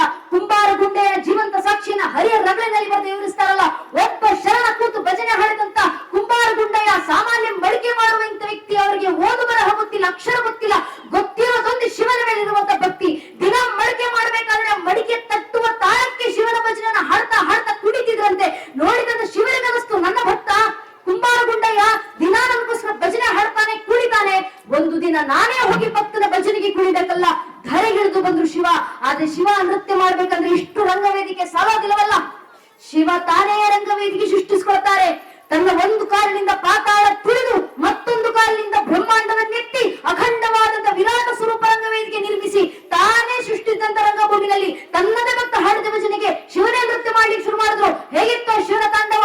ಮಕ್ಕಳು ಕೂತು ಭಜನೆ ಹಾಡಿದ್ರೆ ಶರಣ ಬಸವೇಶ್ವರ ದೇವರು ಯಾವ ರೀತಿ ಧರೆಗಿಳಿದು ಬಂದು ಶಿವ ತಾಂಡವನ್ನು ತೋರಿಸ್ತಾರೆ ಅನ್ನೋದನ್ನ ಹರಿಹರ ಕುಂಬಾರ ಗುಂಡೆಯ ರಗಳೆಯಿಂದ ರಗಳೆ ಬರೆದು ವಿವರಿಸ್ತಾರೆ. ದಶಭುಜಂ ದಿತ್ತಡದೊಳ್ ಪಸರಿಸಿ ಎಸೆವ ಕರಂಗಳನ್ನೆತ್ತಲ್ ನೇಮಿಸಿ ಒಂದು ಪದಂ ಪಾತಾಳವನ್ನೆತ್ತಿ ಒಂದು ಪದಂ ಬ್ರಹ್ಮಾಂಡವನ್ನೆತ್ತಿ ಜಲಗಳ ಬೆಂಬಿಡಿ ಬಿಡಿದಾಡುತ್ತಿರೆ, ಮುಡಿಯೋಳು ಸುರನದಿ ತುಡುಕಾಡುತ್ತಿರೆ, ಕಡು ಚಲವಳಗಂ ಕುಡಿದಾಡುತ್ತಿರೆ, ಬಿಸುಳುಗ ಡಬರುಗ ದಂಡನ್ ಢಳಿರಿ ನಿತಿ ಸುಳದಿ ಅರಿಯವ ತಾರಂ ತಿರನೆ ತಿರುಗುತ್ತಿರ ಹೇಗಲ್ಲೆ ಎತ್ತಲ್ ಕರಿಯ ತೊಲ್ಲವಂ ಮೋಹಿಸಲ್ ಸರ್ಶ ಭವನ ಶಿರಂಪ ಬಿಡುತ್ತಿರೆ ಸುರನ ಶಿವಮಾಲೆಗೊಳ್ಳುತ್ತಿರೆ ವಂಗೆಜ್ಜುವ ರವಂಗಲು ಘಲುಕೆನೆ ತೊಂಗಳ ಗಂಟ ಡರಂ ದಂಡ ಹಿಡಿದನೆ ಆಡಿದ ನಾಡಿದ ನಾಡಿದ ನಾಡಿದ ನಾಡಿದ ನಾಡಿದನ ಹಾ ಶಂಕರ ಆಡಿದನ ಗುಂಡನ ಮುಂದೀಶ್ವರ ಅಂತ ಹರಿಯರು ಕುಂಬಾರ ಗುಂಡನ ರಗಳೆಯನ್ನು ಬರೆದು ವಿವರಿಸ್ತಾರಲ್ಲ. ಅದು ಭಕ್ತ ಹಾಡುವ ಭಜನೆಗಿರುವ ಸಾಮರ್ಥ್ಯ. ಮನಸ್ಸು ಮಾಡಿದ್ರೆ ಭಗವಂತನೇ ದಾರಿಗಿಳಿಸಿ ನೃತ್ಯ ಮಾಡಿಸಬಲ್ಲರು. ಅಂತ ಭಜನೆಗಳು ನಮ್ಮ ಮಕ್ಕಳ ಬಾಯಿಂದ ಬರಬೇಕು. ನಮ್ಮ ಮಕ್ಕಳನ್ನ ಸಂಸ್ಕಾರ ಪಡಿ ತನ್ನಿಂತಾನೇ ಶರಣರಾಗ್ತಾರೆ. ಶರಣ ಭಾವ ಅದೇ ಸಮರ್ಪಿಸಿಕೊಳ್ಳೋದು. ನಮಗೆ ಸಾವಿರಾರು ಚಿಂತೆಗಳಿದ್ದಾವೆ, ಏನು ಮಾಡ್ಬೇಕು ಏನೂ ಮಾಡುವ ಅವಶ್ಯಕತೆ ಇಲ್ಲ. ಸಮಸ್ಯೆ ಕೊಟ್ಟವರಿಗೆ ಸಮಸ್ಯೆ ತೊಲಗಿಸೋದು ಗೊತ್ತಿರುತ್ತೆ. ಅವನ ಮುಂದೆ ಒಂದು ಶರಣಾದರೆ ಸಾಕು. ಆ ಶರಣ ಭಾವ ಯಾವ ರೀತಿ ಮಕ್ಕಳಲ್ಲಿ ಬೆಳಿಬೇಕಂದ್ರೆ ಹಿರಿಯರು ದಾರ್ಶನಿಕರು ದೃಷ್ಟಾಂತ ಕೊಡ್ತಾರೆ. ಒಂದು ಪುಟ್ಟ ಮಗು ದೇವಸ್ಥಾನಕ್ಕೆ ಬಂದು ದಿನ ಕಣ್ಣು ಮುಚ್ಚಿ ಕೈ ಮುಗಿದು ಭಗವಂತನ ಮುಂದೆ ಒಂದೂವರೆ ನಿಮಿಷ ಏನೋ ಹೇಳ್ತಿತ್ತಂತೆ. ನೋಡಿದಂತ ಪುರೋಹಿತರಿಗೆ ಆಶ್ಚರ್ಯ. ದೊಡ್ಡವರು ದೇವಸ್ಥಾನಕ್ಕೆ ಬರ್ತಾರೆ, ದೇವರಿಗೆ ಕೊಡುವಷ್ಟು ಸಮಯ ನಮ್ಮವ್ರಿಗಿಲ್ಲ. ಅಮ್ಮಮ್ಮ ಅಂದ್ರೆ ದೂರದಲ್ಲಿ ಈಗ ಅನ್ಕೊಂಡು ಹೋಗ್ತಾರೆ. ಇದ್ಯಾವುದೋ ಪುಟ್ಟ ಮಗು ದಿನ ದೇವಸ್ಥಾನದಲ್ಲಿ ಭಗವಂತನ ಮುಂದೆ ಒಂದೂವರೆ ನಿಮಿಷ ಭಕ್ತಿಯಿಂದ ಏನೋ ಹೇಳತ್ತಲ್ಲಪ್ಪ. ಏನ್ ಹೇಳ್ತೀಯ ಮಗುನ್ ಕರ್ತ್ ಕೇಳಿದ್ರೆ ಏನ್ ಹೇಳ್ತೀಯ ಭಗವಂತನ ಮುಂದೆ? ಪುಟ್ಟ ಮಗು ನಗ್ತಾ ನಗ್ತಾ ಕೈ ಮುಗಿದು ಉತ್ತರ ಕೊಡುತ್ತಂತೆ, ಏನಿಲ್ಲ ಗುರುಗಳೇ, ದಿನ ಬಂದು ದೇವ್ರ ಮುಂದೆ ಆ ಈ ಹೇಳ್ತೀನಿ ನಾನು ಅಂತ. ಪುರೋಹಿತರಿಗೆ ಆಶ್ಚರ್ಯ. ದೇವ್ರ ಮುಂದೆ ಭಜನೆ ಹೇಳ್ಬೇಕು, ಮಂತ್ರ ಹೇಳ್ಬೇಕು, ಸ್ತುತಿ ಮಾಡ್ಬೇಕು, ಸ್ತೋತ್ರ ಹೇಳ್ಬೇಕು. ಇದ್ಯಾವ್ದು ಪುಟ್ಟ ಮಗು ವರ್ಣಮಾಲೆ ಹೇಳ್ತಿದ್ದೇನಂತ ಹೇಳ್ತಿರ್ಲಿಲ್ಲಪ್ಪ. ಯಾಕೆ ಪ್ರಶ್ನೆ ಮಾಡಿದಾಗ ಮಗು ಉತ್ತರ ಕೊಡುತ್ತಂತೆ, ನನ್ ದಿನ ಶಾಲೆಗೆ ಹೋಗ್ತೀನಿ ಗುರುಗಳೇ, ನಂಗ್ ಶಾಲೆನಲ್ಲಿ ಕಲ್ಸಿರೋದು ಇಷ್ಟೇ. ಈ ಹೇಳೋದನ್ನ. ದಿನ ದೇವ್ರ ಮುಂದೆ ಬರ್ತೀನಿ, ಪೂರ್ತಿ ಹೇಳ್ತೀನಿ, ಹೇಳ್ಬಿಟ್ಟು ಭಗವಂತನಿಗೆ ಹೇಳ್ತೀನಿ, ಭಗವಂತ ನಂಗೆ ಭಜನೆ ಮಾಡೋದಿಲ್ಲಪ್ಪ, ಮಂತ್ರ ಬರೋದಿಲ್ಲ, ಸ್ತೋತ್ರ ಬರೋದಿಲ್ಲ, ಗೊತ್ತಿರೋದು ಈ ಹೇಳೋದು ಮಾತ್ರ. ಬರೋದಷ್ಟು ಅಕ್ಷರಗಳ ನಿನ್ ಮುಂದೆ ಇಟ್ಟಿದ್ದೀನಿ, ಆ ಅಕ್ಷರಗಳ ನೀನೇ ಪೋಣಿಸ್ಕೊ, ನೀನೇ ಭಜನೆ ಮಾಡ್ಕೊ, ನೀನೇ ಶ್ಲೋಕ ಮಾಡ್ಕೊ, ನೀನೇ ಮಂತ್ರ ಮಾಡ್ಕೊ, ನೀನೇ ಸ್ತುತಿ ಮಾಡ್ಕೊ, ನನಗೆ ಗೊತ್ತಿರೋದಿಷ್ಟೇ ಅಂತ ಭಗವಂತನ ಮುಂದೆ ಸಮರ್ಪಿಸಿ ಹೋಗುವಂತ ಭಾವ ಇದೆಯಲ್ಲ, ತನ್ನದೆಲ್ಲದನ್ನು ನನ್ನದಲ್ಲ ಅವರದ್ದು ಅಂತ ಸಮರ್ಪಣೆ ಭಾವ ಇದೆಯಲ್ಲ, ಆ ಸಮರ್ಪಣೆ ಭಾವ ಮಕ್ಕಳಲ್ಲಿ ಮಕ್ಕಳು ತನ್ನಿಂತಾನೆ ಶರಣರಾಗ್ತಾರೆ. ಇದು ಶರಣ ಭಾವ ಅಂದ್ರೆ ಇದಕ್ಕೆ ಅವರನ್ನ ಶರಣ ಬಸವೇಶ್ವರ ದೇವರು ಅಂತ ಕರೆಯೋದು. ಇರೋದೆಲ್ಲವನ್ನು ಅವರ ಮುಂದೆ ಶರಣಾಗಿಸಬೇಕು ನಾವಷ್ಟೇ. ಅದಕ್ಕೆ ಲಿಂಗ ಪೂಜೆ, ಅಂಗೈಯಲ್ಲಿ ಲಿಂಗ ಹಿಡಿದು ನಾವು ಪೂಜೆ ಮಾಡೋದು ಯಾವ ಕಾರಣಕ್ಕೆ? ಶರಣನಾಗಲಿಕ್ಕೆ, ಶರಣತನವನ್ನು ಹೊಂದಿಕೊಂಡು ಪ್ರತಿಯೊಂದನ್ನು ಶರಣಾಗಿಸಲಿಕ್ಕೆ. ಒಂದು ಕಾಲದಲ್ಲಿ ಶಂಕರಾಚಾರ್ಯ ಮುಂದೆ ಒಬ್ಬ ಹುಚ್ಚದ ರೀತಿಯಲ್ಲಿ ಎದುರುಗಡೆಯಿಂದ ವ್ಯಕ್ತಿ ಬರ್ತಿದ್ದಾನೆ. ಶಂಕರಾಚಾರ್ಯ ಪಕ್ಕದಲ್ಲಿರೋರು ಹೇಳ್ತಾರೆ, ಎದುರುಗಡೆಯಿಂದ ಯಾವ ಹುಚ್ಚ ಬರ್ತಿದ್ದಾನೆ ಅವರನ್ನು ಮುಟ್ಟಿಸ್ಕೊಳ್ಬೇಡಿ, ಪಕ್ಕಕ್ಕೆ ಸರಿರಿ ಅಂತ ಹೇಳಿ ಅಂತ. ಎದುರಿಗೆ ಹುಚ್ಚ ಬಂದ, ಶಂಕರಾಚಾರ್ಯ ನಡ್ಕೊಂಡು ಹೋಗ್ತಿದ್ದಾರೆ. ಶಂಕರಾಚಾರ್ಯ ನೋಡಿದ ಕೂಡಲೇ ಅವನಿಗೆ ಹೇಳ್ತಾರೆ, ಅಪಶರತು, ಪಕ್ಕಕ್ಕೆ ಸರಿ. ಎದುರಿಗೆ ಹುಚ್ಚನಂತೆ ಬಂದಂತ ವ್ಯಕ್ತಿ ನಗ್ತಾ ನಗ್ತಾ ಶಂಕರಾಚಾರ್ಯಗೆ ಪ್ರಶ್ನೆ ಮಾಡ್ತಾರೆ, ಕಹ ಅಪಶರತು, ಯಾವ್ದನ್ನ ಪಕ್ಕಕ್ಕೆ ಸರಿ ಅಂತ ಹೇಳ್ತಿದ್ಯಪ್ಪ? ದೇಹ ಅಹೋ ಆತ್ಮ, ಯದಿ ದೇಹ ಸರ್ವ ಬ್ರಹ್ಮಾಂಡವನ್ನಮಯಂ, ಯದಿ ಆತ್ಮ ಆತ್ಮ ನಿಷ್ಕ್ರಿಯತು ತದ್ವಾರ ಸರ್ವವ್ಯಾಪಿ, ಕಹ ಅಪಶರತು ಶಂಕರ. ಯಾವ್ದೊಂದು ಪಕ್ಕಕ್ಕೆ ಸರಿ ಅಂತ ಹೇಳ್ತಿದ್ಯಪ್ಪ ಶಂಕರ? ನಿನಗೋಸ್ಕರ ದೇಹ ಪಕ್ಕಕ್ಕೆ ಸರಿಬೇಕಾ, ಆತ್ಮ ಪಕ್ಕಕ್ಕೆ ಸರಿಬೇಕಾ? ದೇಹ ಪಕ್ಕಕ್ಕೆ ಸರಿಬೇಕು. ನನ್ನ ದೇಹ ಮೈಲಿಗೆ ಅಂದ್ರೆ ನನ್ನ ದೇಹ, ನಿನ್ನ ದೇಹ, ಎಲ್ಲರ ದೇಹ, ಇಡೀ ಬ್ರಹ್ಮಾಂಡ ಸೃಷ್ಟಿಯಾಗಿರೋದೇ ಪಂಚಭೂತಗಳಿಂದ. ನನ್ನ ದೇಹ ಮೈಲಿಗೆ ಆದ್ರೆ ಇಡೀ ಬ್ರಹ್ಮಾಂಡ ಮೈಲಿಗೆ ಆಗುತ್ತೆ. ನಿನಗೋಸ್ಕರ ಬ್ರಹ್ಮಾಂಡವೇ ಪಕ್ಕಕ್ಕೆ ಸರಿಬೇಕಾ ಅಥವಾ ಆತ್ಮ ಪಕ್ಕಕ್ಕೆ ಸರಿಬೇಕಾ? ನನ್ನ ಆತ್ಮ ಮೈಲಿಗೆ ಅಂತ ಕೇಳಿದ್ರೆ ಎಲ್ಲರಲ್ಲಿ ಇರೋದು ಒಬ್ಬನೇ ಆತ್ಮ, ಆತ್ಮದಲ್ಲಿರುವಂತ ಒಬ್ಬನೇ ಪರಮಾತ್ಮ. ಆತ್ಮ ಎಲ್ಲೆಡೆ ವ್ಯಾಪಿಸಿಕೊಂಡಿದೆ, ಎಲ್ಲೆಡೆ ವ್ಯಾಪಿಸಿಕೊಂಡಿರುವಂತ ಆತ್ಮಕ್ಕೆ ಪಕ್ಕಕ್ಕೆ ಸರಿಲಿಕ್ಕಂತ ಇನ್ನೊಂದು ಜಾಗ ಇಲ್ಲ, ಅದು ಸರ್ವವ್ಯಾಪಿ. ಈಗ ಹೇಳು, ಯಾವ್ದಕ್ ಪಕ್ಕಕ್ಕೆ ಸರಿ ಅಂತ ಹೇಳ್ತಿದೆ? ದೇಹನ, ಆತ್ಮನ. ಆಗ ಶಂಕರಾಚಾರ್ಯರಿಗೆ ಅರಿವಾಗುತ್ತೆ, ಹೌದು, ಇಲ್ಲಿರುವಂತದ್ದು ಯಾವುದು ಮೈಲಿಗೆ ಅಲ್ಲ, ಇನ್ನೊಂದು ಅನ್ನೋದೇ ಇಲ್ಲ, ಎಲ್ಲವೂ ಒಬ್ಬನೇ, ಅಲ್ಲಿರುವವನೇ ನಾನು, ನನ್ನಲ್ಲಿರುವವನೇ ಅವನೇ ಶರಣ ಬಸವೇಶ್ವರ ಅಂತ. ಆಗ ಶಂಕರಾಚಾರ್ಯ ಹೇಳಿದಂತ ಮಾತು, ಅಹಂ ಆತ್ಮ, ನಾನೇ ಆತ್ಮ ಎಂಬ ತತ್ವವನ್ನು, ಅದ್ವೈತ ಸಿದ್ಧಾಂತವನ್ನು ಇಡೀ ಜಗತ್ತಿಗೆ ಕೊಟ್ಟರಲ್ಲ, ಅದನ್ನೇ ಬಸವಣ್ಣನವರು ಹೇಳಿದ್ದು. ಕೈಯಲ್ಲಿ ಅಂಗೈಯಲ್ಲಿ ಲಿಂಗವನ್ನಿಟ್ಟು ಪೂಜೆ ಮಾಡ್ತಿರ್ಬೇಕಾದ್ರೆ ಬರಬೇಕಾಗಿರುವಂತ ಭಾವ, ಶಿವನ ಅಂಗೈಲಿಟ್ಟು ಪೂಜೆ ಮಾಡ್ತಿದ್ದೀನಿ ಅಂತಲ್ಲ, ಇಲ್ಲಿರುವಂತ ಲಿಂಗವೇ ನನ್ನಲ್ಲಿ ಆತ್ಮ ಸ್ವರೂಪವಾಗಿ ಕೂತಿದೆ. ಈಶಾವಾಸ ಪ್ರಶ್ನ 5ನೇ ಮಂತ್ರ, ತದೇ ಜತಿ ತನ್ನೇ ಜತಿ ತದ್ದೂರೇ ತದ್ವಂತಿಕೆ ತಂತರಸ್ಯ ಸರ್ವಸ್ಯ ದುರ್ಸರ್ವಸ್ಯಾಸ್ಯ ಬಾಹ್ಯತಃ. ಯಾವುದು ಎಲ್ಲದರ ಹೊರಗೂ ಕೂತು, ಎಲ್ಲದರ ಹೊರಗೂ ನಿಂತು, ಎಲ್ಲದರ ಒಳಗೆ ಚಲನಾಶಕ್ತಿಯಾಗಿ, ಎಲ್ಲದರ ಒಳಗೆ ಚಾಲಕ ಶಕ್ತಿಯಾಗಿ ಇಡೀ ಜಗತ್ತು ನಿರ್ವಹಿಸ್ತಿದ್ಯೋ ಅದು ಯಾವ ಶಕ್ತಿ ಅಂದ್ರೆ ಅದು ಶಿವನ ಶಕ್ತಿ. ಆ ಶಿವನ ಶಕ್ತಿ ಎಲ್ಲಿದೆ? ನನ್ನೊಳಗೆ ಆತ್ಮ ಸ್ವರೂಪವಾಗಿ ಕೂತಿರಿದೆ. ಒಳಗಿರುವಂತ ಆತ್ಮದ ಅರಿವಾಗಬೇಕಾದ್ರೆ ಅದರ ಒಂದು ಪ್ರತಿರೂಪ ಸ್ವರೂಪ ಅಂಗೈಯಲ್ಲಿ ಬೇಕಲ್ಲ, ಅದರ ಸ್ವರೂಪವಾಗಿ ಆತ್ಮಲಿಂಗವನ್ನು ಜ್ಯೋತಿರ್ಮಯ ಸ್ವರೂಪವಾಗಿ ಇಷ್ಟಲಿಂಗವಾಗಿ ಬಸವಣ್ಣವರು ಅಂಗೈಯಲ್ಲಿ ತಂದಿಟ್ಟು ಹೇಳಿದ್ರು, ದಿನ ಪೂಜೆ ಮಾಡಬೇಕು. ಪೂಜೆ ಯಾವ ರೀತಿ ಮಾಡ್ಬೇಕಂದ್ರೆ, ಲಿಂಗ ಪೂಜೆ ಮುಗಿಯುವ ವೇಳೆಗೆ ನಿನ್ನಲ್ಲಿರುವಂತ ಪ್ರಾಣ ಆ ಲಿಂಗಕ್ಕೆ ಹೋಗಿ ಲಿಂಗದಲ್ಲಿರುವಂತ ಕಲ್ಲುತನ ನಿನಗೆ ಬರಲಿಲ್ಲ ಅಂದ್ರೆ ಆ ಪೂಜೆ ಪೂಜೆನಲ್ಲ ಅಂತ ಹಿರಿಯರು ಹೇಳ್ತಿದ್ರು. ಅದು ಲಿಂಗ ಪೂಜೆಗಿರುವಂತ ಅಧಿಷ್ಠಾನ, ಪ್ರತಿಷ್ಠಾಪನೆ, ಪರಂಪರೆ. ಆ ಆತ್ಮಜ್ಞಾನದ ಪಾಠವನ್ನ ಪೂರ್ವಿಕರು ಮಾಡಿಕೊಟ್ಟೋದ್ರಲ್ಲ, ಆ ಆತ್ಮಜ್ಞಾನದ ಪಾಠವನ್ನ ಮುಂದಿನ ಪೀಳಿಗೆಗೆ ತಲುಪಿಸ್ಲಿಕ್ಕೆ ಕೂತಿರೋರು ನಾವೆಲ್ಲ. ಯಾರು ಸಾಧಿಸಬೇಕು? ಮನೆಯ ತಾಯಂದಿರೇ ಸಾಧಿಸಬೇಕು. ಆ ಕಾರಣಕ್ಕೋಸ್ಕರಾದ್ರೂ ನಿಮ್ಮಿಂದ ಸಾಧ್ಯವಾಗುವಂತ ಕೆಲಸ ಮನೆ ಮಕ್ಕಳ ಧರ್ಮ ಜಾಗೃತಿ ಮೂಡಿಸ್ಲಿಕ್ಕೆ ಮಾಡಿ. ಆದ್ರೆ ನಮ್ಮ ದೌರ್ಭಾಗ್ಯ, ಯಾವ ಹಿಂದೂ ಮನೆಗಳ ಸಂಧ್ಯಾಕಾಲ ಆದ ಕೂಡಲೇ ಭಜನೆ ಕೇಳಿ ಬರಬೇಕಿತ್ತು, ಯಾವ ಹಿಂದೂ ಮನೆಗಳಲ್ಲಿರುವಂತ ಹಿರಿಯರು ಸಂಧ್ಯಾಕಾಲ ಆದ ಕೂಡಲೇ ದೇವಸ್ಥಾನದಲ್ಲಿ ಬಂದು ಸೇರಬೇಕಿತ್ತು, ಜ್ಞಾನ ಪರಂಪರೆ ಹರಿಬೇಕಿತ್ತು. ನಮ್ಮ ಹಿಂದೂ ಮನೆಗಳ ಧರ್ಮದ ಆಚರಣೆ ಬಿಡಿ. ಶಾಸ್ತ್ರಕಾರ ಮಾತು, ಧಾರಿಯಲ್ಲಿ ಇತಿ ಧರ್ಮ, ಯಾವುದು ಧರಿಸಲ್ಪಡುತ್ತೋ ಅದು ಧರ್ಮ. ನಾವು ಧರ್ಮ ಧರಿಸೋದಲ್ಲ, ಕನಿಷ್ಠ ಪಕ್ಷ ಅಂದ್ರೂ ಧಾರ್ಮಿಕ ಸಂಕೇತ ಧರಿಸೋದು ಮರ್ತು ಹೋಗಿದ್ದೀವಿ. ಬೇರೆಲ್ಲೂ ಬೇಡ. ಈ ಕ್ಷಣ ಕೂತಿರೋದು ಧಾರ್ಮಿಕ ಸಭಾ ಕಾರ್ಯಕ್ರಮದಲ್ಲಿ, ಸೇರೋದು ಶರಣ ಬಸವೇಶ್ವರ ದೇವರ ಜಾತ್ರಾ ಮಹೋತ್ಸವ, ಕೇಳಿ ಕೂತಿರೋದು ಪುರಾಣ ಪ್ರವಚನ. ಇಂಥ ಒಂದು ಧಾರ್ಮಿಕ ಸಭೆಯಲ್ಲಿ ಬಂದು ಕೂತಾಗ ಸ್ವಲ್ಪ ಅಕ್ಕಪಕ್ಕ ಸುತ್ತಮುತ್ತ ಕಣ್ಣಾಡಿಸಿ ನೋಡಿ. ನಿಮ್ಮ ಅಕ್ಕಪಕ್ಕದಲ್ಲಿ ಹಿರಿಯರು ಇರ್ತಾರೆ, ಸುತ್ತಮುತ್ತ ವೃದ್ಧರು ಇರ್ತಾರೆ. ಆ ಹಿರಿಯರ ಹಣೆ ಸ್ವಲ್ಪ ಗಮನಿಸಿ. ಅವ್ರ ಹಣೆ ತುಂಬಾ ವಿಭೂತಿ ಬೆಳೆದಿರ್ತಾರೆ, ಹಣೆ ಕುಂಕುಮ ಹಚ್ಚಿರ್ತಾರೆ, ಗಂಧ ಚಂದನ ತಿಲಕ ಭಂಡಾರ ಯಾವುದೊಂದು ಪರಂಪರೆಗೆ ಅನುಸಾರವಾಗಿ ಒಂದಲ್ಲ ಒಂದು ಧಾರ್ಮಿಕ ಸಂಕೇತ ಅವರ ಹಣೆನಲ್ಲಿ ವಿಜೃಂಭಿಸ್ತಿರುತ್ತೆ. ಅದೇ ಸ್ವಲ್ಪ ನನ್ನ ವಯಸ್ಸಿನ, ನನ್ನ ಪೀಳಿಗೆಯ, ನನ್ನ ತಲೆಮಾರಿನ ಮಕ್ಕಳ ಹಣೆಗಳನ್ನು ಗಮನಿಸಿ ನೋಡಿ. ಎಷ್ಟು ಜನ ನನ್ನ ವಯಸ್ಸಿನ ಮಕ್ಕಳು ಹಣೆಗೆ ಧಾರ್ಮಿಕ ಸಂಕೇತ ಧರಿಸಿ ಬಂದಿದ್ದಾರೆ. ವಿಶೇಷತಃ ನನ್ನ ವಯಸ್ಸಿನ ಹೆಣ್ಣು ಮಕ್ಕಳು, ನನ್ನ ಪೀಳಿಗೆ ಹೆಣ್ಣು ಮಕ್ಕಳು ಹಣೆಗೆ ಕುಂಕುಮ ಪದ್ಧತಿಯನ್ನೇ ಮರ್ತು ಹೋಗ್ತಿದ್ದಾರೆ. ಹಣೆ ಕುಂಕುಮವನ್ನು ಹಚ್ಚೋದಿಲ್ಲ. ಅಮ್ಮಮ್ಮ ಅಂದ್ರೆ ಒಂದು ಕಪ್ಪು ಚುಕ್ಕಿ ತಗೊಂಡು ಹಣೆಗೆ ಇಟ್ಕೊಳ್ತಾರೆ, ಸಣ್ಣ ಕಪ್ಪು ಬಟ್ಟಲು. ಅದೆಷ್ಟು ಸಣ್ಣದಾಗಿರುತ್ತೆ ಅಂದ್ರೆ ಸ್ವಲ್ಪ ದೂರದಲ್ಲಿ ನಿಂತು ನೋಡಿದ್ರೆ ಹಣೆಗೆ ಏನಾದ್ರು ಇಟ್ಟಿದ್ದಾರಾ ಇಲ್ವಾ ಅನ್ನೋದು ಕೂಡ ಕಣ್ಣಿಗೆ ಕಾಣಿಸೋದಿಲ್ಲ, ಅಷ್ಟು ಸಣ್ಣ ಒಟ್ಟು.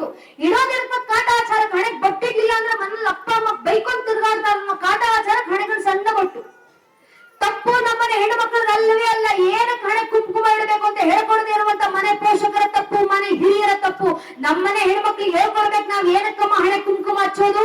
ಕಾಟಾಚಾರಕ್ಕಲ್ಲ. ಮಾರ್ಕಂಡ ಋಷಿಮುನಿಗಳು ದೇವಿ ಭಾಗವತದಲ್ಲಿ ಬರೀತಾರೆ, ಶುಂಭ ಶುಂಭ ಎಂಬ ಇಬ್ಬರು ರಾಕ್ಷಸರು ತಾಯಿ ಜಗನ್ಮಾತೆಯನ್ನು ಕೆಟ್ಟ ದೃಷ್ಟಿಯಿಂದ ನೋಡಿದಾಗ ತಾಯಿ ಜಗನ್ಮಾತೆ ಖುದ್ದು ಕ್ರೋಧಿತರಾಗಿ ಶಾಂಭವಿ ಅವತಾರಣ ತಾಳಿ ನಿಂತು ಶುಂಭರ ಸಂಹಾರವನ್ನ ಮಾಡಿ ಆ ರಾಕ್ಷಸ ರಕ್ತವನ್ನು ತೆಗೆದುಕೊಂಡು ತಾಯಿ ಜಗನ್ಮಾತೆ ತನ್ನ ಹಣೆಗೆ ಹಚ್ಕೊಂಡ್ರಂತೆ. ಅದರ ಸಂಕೇತವಾಗಿ ನಮ್ಮನೆ ಹೆಣ್ಮಕ್ಳು ಇವತ್ತಿಗೂ ಹಣೆ ಕುಂಕುಮ ಇಡ್ತಾರೆ. ಯಾಕೆ? ಎದುರಿಗೆ ಬರುವಂತ ಪುರುಷರಿಗೆ ಎಚ್ಚರಿಕೆನ ನೀಡ್ಲಿಕ್ಕೆ, ಎದುರಿಗೆ ಬರುವಂತ ಪುರುಷನಿಗೆ ಎಚ್ಚರಿಕೆ ಕೊಡ್ಲಿಕ್ಕೆ. ಒಂದು, ನಿನ್ನ ತಾಯಿ ಸ್ಥಾನದಲ್ಲಿ ಜಗನ್ಮಾತೆ ಸ್ಥಾನದಲ್ಲಿಟ್ಟು ಆರಾಧಿಸು, ಗೌರವಿಸು.